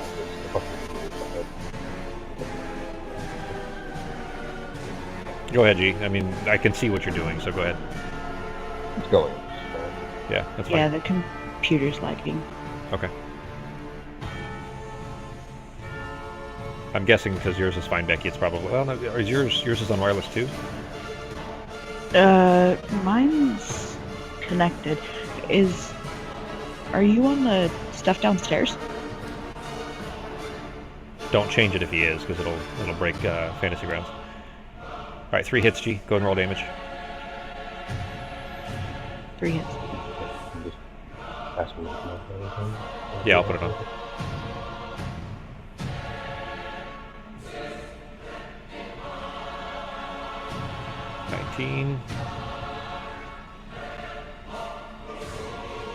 Okay. With the last one, he hacks the last of the tentacle apart, and it goes falling down below.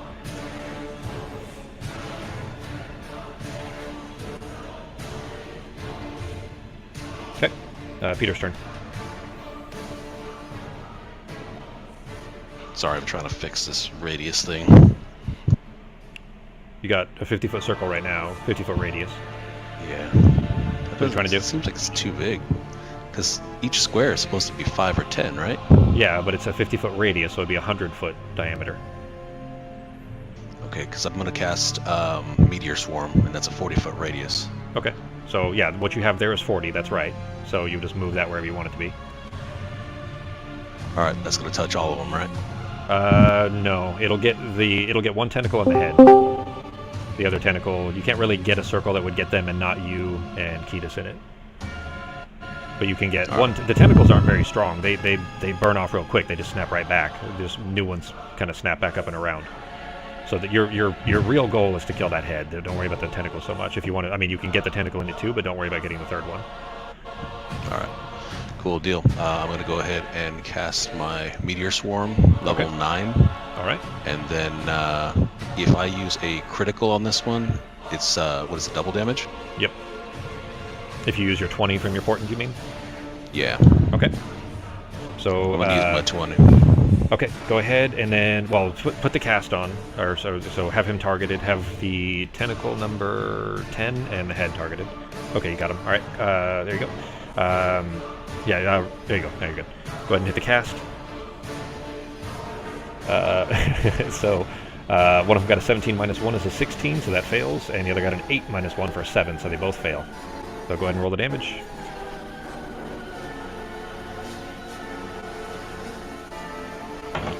Tentacle is just immediately, well, there's a new highest damage of 149. One of the tentacles is just immediately just evaporated as these meteors come down and smash into the island. In fact, probably most of that is cracked and broken away.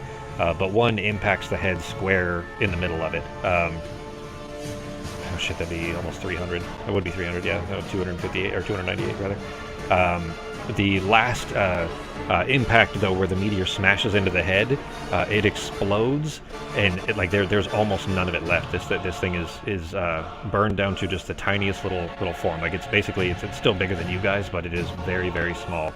Very, very. I'll put it to you that way. It is very, very small now. So you've hit it with this meteor. It is kind of blasted apart, bits and pieces of the black material just flowing off in all directions. What are you guys doing? Alright, we gotta get this thing small enough to throw and move her to sphere, right? You make an intelligence check, all three of you. G, can you hear me again? No, he can't hear anything. Okay. We're at the end here, so just like, he can't hear through he can't hear through his set or through yours? Well, mine's, you can't hear anything through mine, so.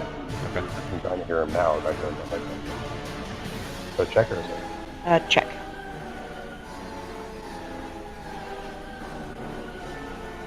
Well, next weekend if I can make it out there, the next weekend we'll have an actual setup, so this won't be a problem anymore. We'll just have regular speakers if we need to, or headset that plugs in instead of because the wireless ones are great. It's just it sounds like that one. I'm guessing the battery or something, or it could just be the computer itself. I don't know. Anyway, what'd you say, G? He's saying it's the computer, not the headphones. Okay. All right. Well, I'll be bringing another machine anyway. So, all right. The Peter, though, in looking at it, you think it's probably smaller than the sphere that she can throw around it.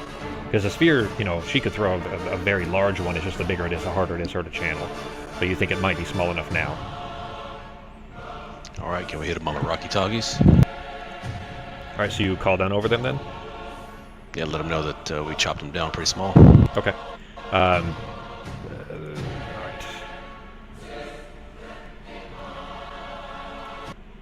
God damn it, I hit the wrong button. All right, Ben, can you hear me at all? Mm-hmm. Yeah. Okay. All right, so you guys are both listening with your headphones? Is that what you're doing? Yeah, I'm just holding one side out. You can kind of hear it. That works. Okay. All right, so you guys seeing the... There we go. Seeing the head of the Hunger kind of largely broken down and shrunken and just blasted by all of your attacks and the explosions of the meteors here. Drew, who is still flying the shoes around, he says, "Guys, I see an opening. I'm going to take it. Just get Elsbeth up there to seal that bastard in." And he's silent for a second. And he says, just get her up here. It's been an honor. Just build me a badass memorial, will you?" and then you hear the Hermian shoes screaming through the sky, followed by this terrible shattering explosion as the shoes impacts with the surface of the moon, not at the head itself, but in the tendrils down below, where the Hunger's tendrils were rooted there. Your vision is instantly filled with this white dust, and your ears are ringing so loud that you can't hear a thing, but you feel the Hunger's psychic presence just diminishing. Damage from Drew's kamikaze explosion. He's not killed, but his explosion down there must have hurt so much that it is shrinking away the tentacles and everything that's left. I got a VA for you guys as well.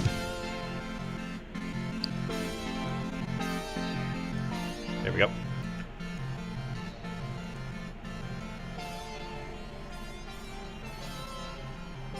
You know that there's only seconds left to get Elsbeth up here. So what are you guys doing?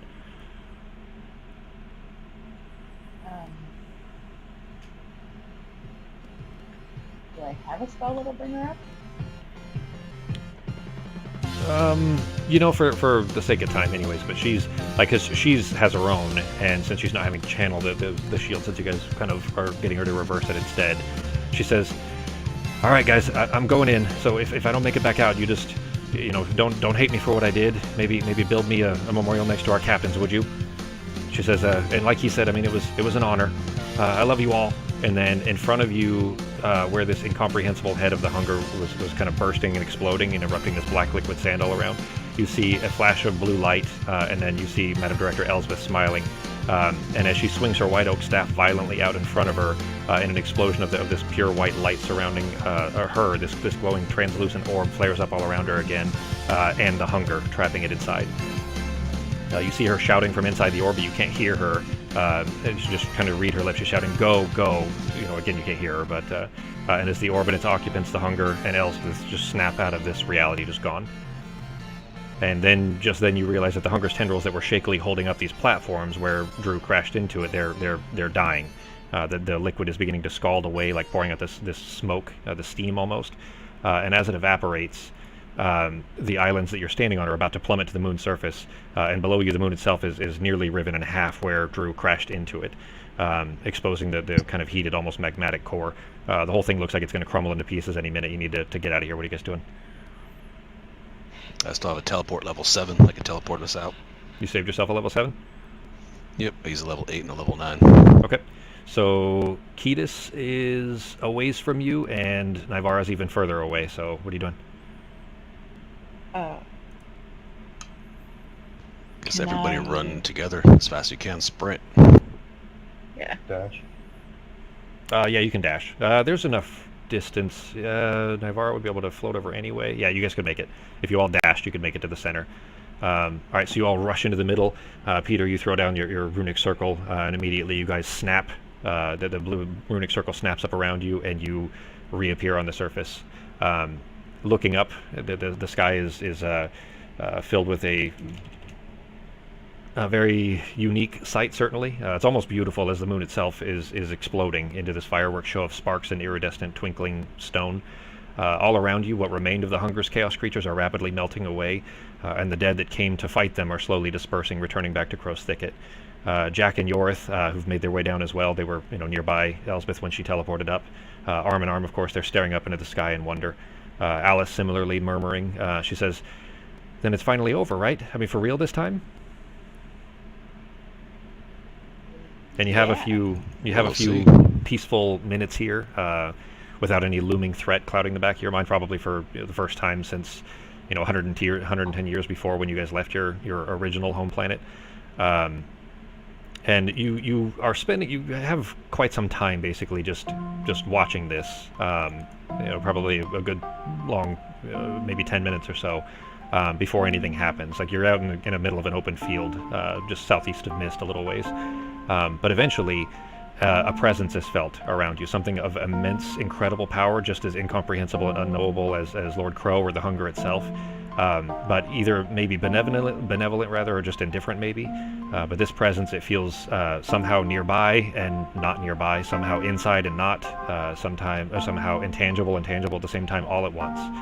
You don't see it, it's not visible, but it's in front of you and behind you, and it's left and right of you at the same time. It's above and below, it's all around, and you know it's there. It's before you and after you in time, but it's just unquestionably there. It's like it's somehow in a place that you can't understand, but that it's present somehow. And in an utterly mundane, truly normal voice, this presence says to you guys, it says, hey, look, I know you're all confused, and I'll explain what I can. This is kind of virtually breaking every protocol that we have, so I think this kind of qualifies as an extenuating circumstance, though. So, well, it says, myself and a team of other folks, a small team, we made your world. We made your plane of existence, or maybe to be more specific, we made the laws of physics and thermodynamics and arcane interactions and all that stuff that kind of govern your world. That was me. I did that, along with some friends. The laws of this world dictate that everything's somewhere, that no two things can be in the same somewhere in this same time. I know this is complicated, but the hunger, as you guys call it, it broke those laws. It was flagrantly using the light of creation. You call it apotheosis. It was using that to make this big kind of jumble of places all occupying the same somewhere. This big mass of tied together bonds that it stole. And when you cut those bonds, those tendrils, the laws caught back up with the hunger, and all of those places couldn't be in the same place anymore. And fortunately, now that they're all contained with your friend, we can start kind of putting them back in place where they belong. How to make this make sense? We don't have the tools to interfere with a reality once it's made. So when apotheosis kind of slipped out of our domain and into yours, we really didn't have any way of recovering it. So we kind of thought that it all was kind of boned, that this was all just, we'd have to scrap it up to a mix-up and a mistake and just make a new one. So we kind of thought that was it for this world. But, the 8 of you and your friends, that you guys saved everything. So I just wanted to say thanks. I'll be going now, my colleagues and I. We've got a lot of work to do, of course, putting everything back. But I just wanted to say that, and I know this doesn't make much sense to you guys, and it won't mean anything really. But I'm really proud of how you guys turned out. And after it goes through this kind of rambling discussion that is very colloquial and recognizable, but at the same time talking about things you can't exactly wrap your head around. That presence that you guys felt around you is gone.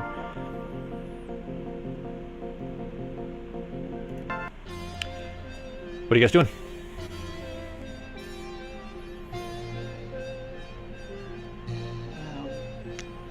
Gotta get things back to normal again, huh? So narratively, when I was asking you guys about it last week, what do you...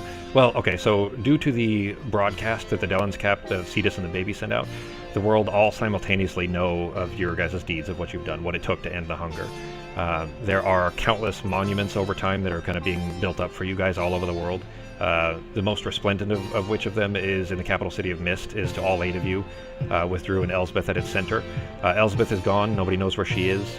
You guys know, but remember the broadcast occurred about 20 minutes before the hunger was defeated, so they don't know exactly what happened in those last 20 minutes, but everybody knows about what led up to that. So all 8 of you are pretty widely revered. Drew was badly wounded, but was recovered. But the plaque below that monument, it reads, "By their sacrifice, our world is made safe." So for the last time, I guess, what do you guys do? What are Ketis, Navarre, and Peter doing now that everything is over? Do I have any of the family that wasn't my family left? So one of the I'm hearing a weird echo. All right. One of the explosions from the Firestorm Cloak actually burned that forest down. So they're still around. You could probably find them. They're an adopted family, but yeah, you could probably find them. Yeah, I'll just go search them out and tell them what happened to the 2 that were supposed to be my sisters. So, with that being said, this takes some time, and there's more for Naivara that you didn't touch on, that we didn't touch on very much during the game, and we'll get to that in a little bit here.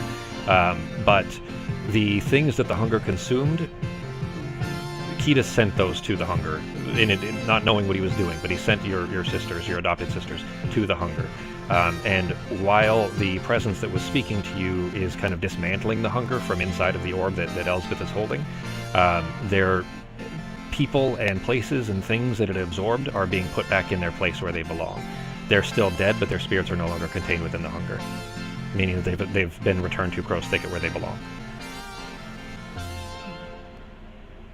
But I mean, in the time that you spend with them, of course, it seems like an eternity ago. It almost doesn't, like, they seem somehow further away than the 100 years that you spent, before that. Only because those memories kind of came back more recently, so, of course. So, but they're still, family. So they're obviously very happy to see you and happy to see or happy to hear at least that, your adopted sisters have been kind of given a peaceful rest, anyways. Ivar doing anything else? I guess just hanging out with Yorith and Jack for a little bit. Okay. How about Ketis? I'm just gonna get to work for Crow, so guessing I gotta get rid of my physical body, right? And then when I do, well, I don't know how that works. And then when I do, I'm also going to, the next time I go to the thicket, I'm gonna go find Navarra's sisters and apologize, and then get a message from them to give to her, and then go visit her. Okay. Tell her what they think. How about Peter? Peter's just gonna slip away. He's gonna find a nice quiet place on the outskirts of a town and build a grand library. He's just gonna start getting back to his wisdom and knowledge. Okay. All right, then in essence of a small epilogue, Drew, he eventually, over time, we're talking over the span of, decades and maybe even centuries in some cases later. For Drew, he eventually, passes, not necessarily of his wounds as much, but, he certainly does die at some point. But he's certainly happy in the thicket. He's happy that the mission was successful. You guys, did everything you needed to do, and you saved, certainly, and even replaced the worlds that the hunger had consumed. Once a week, Ketis, you guys have a game night in your off time where you play Io's Luck or Dice Poker or The Maiden or any other game. Occasionally, Martin asks to join you as well. How do you respond to that? So sure. Why not? He's good at playing chess. All right. So between them, you are able to visit with and apologize to Navarra's sisters. But the time you spend there with Drew is peaceful and happy, and he seems more at rest certainly than he ever did during your 110 years of knowing him. Longer even, because you probably knew him before the original mission. Yorith and Jack, being liches, of course, they aren't allowed to stay, or wouldn't be normally allowed, but Lord Crow, with some convincing from Ketis, allowed them reprieve, considering their contributions to the world, to balance specifically to the world.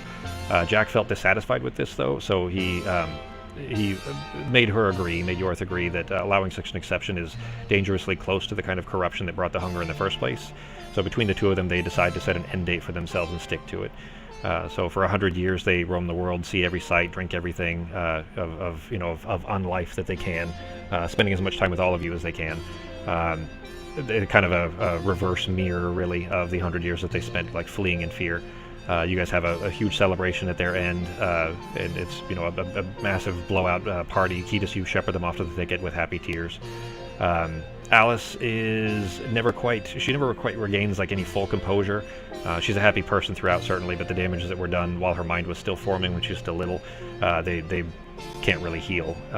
So the schism is really troubling to see.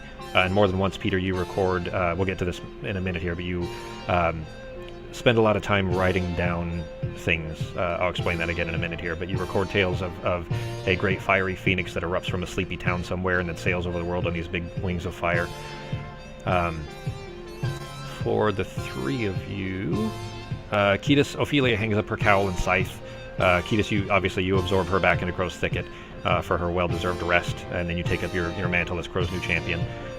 Specifically, the title is you're the Knight of High House Death. The different civilizations across the globe call all of you different things, of course, but essentially the one that they call you translates generally to Saint Ketis in most cases. I'm going to keep having to click these now. Here we go.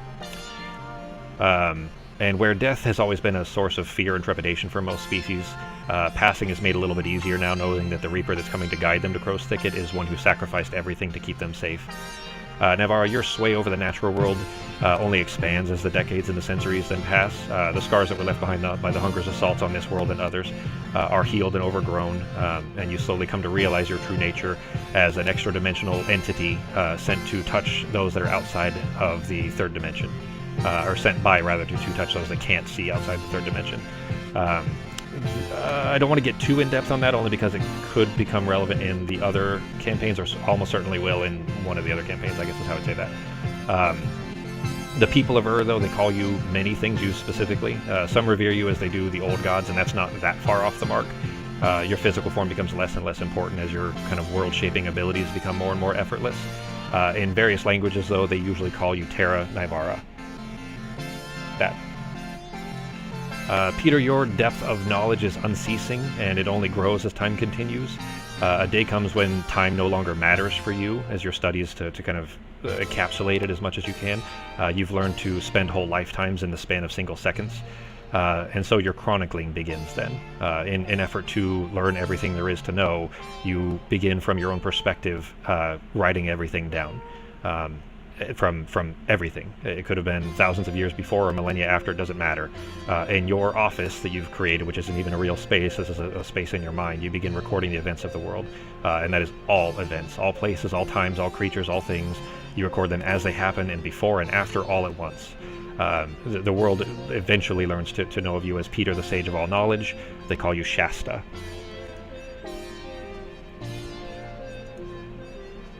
There is... do you guys know what time as a flat circle means? Kind of, yeah. So it doesn't matter. We can, it doesn't matter for this, but that's basically Peter's point of view, I guess, over everything. Is able to see it from an angle that doesn't make sense generally to the human mind. It's basically theoretical physics, theoretical quantum physics. Elspeth, though, while you guys don't hear from her again, the words of the extra-dimensional being that spoke to you on the surface of the planet as the moon was crumbling in the sky, those words gave you hope that once those beings had finished their work replacing all the things that the hunger devours, that Elspeth too would be returned to this plane and be reunited with her friends. And that's it. That's all I have for you.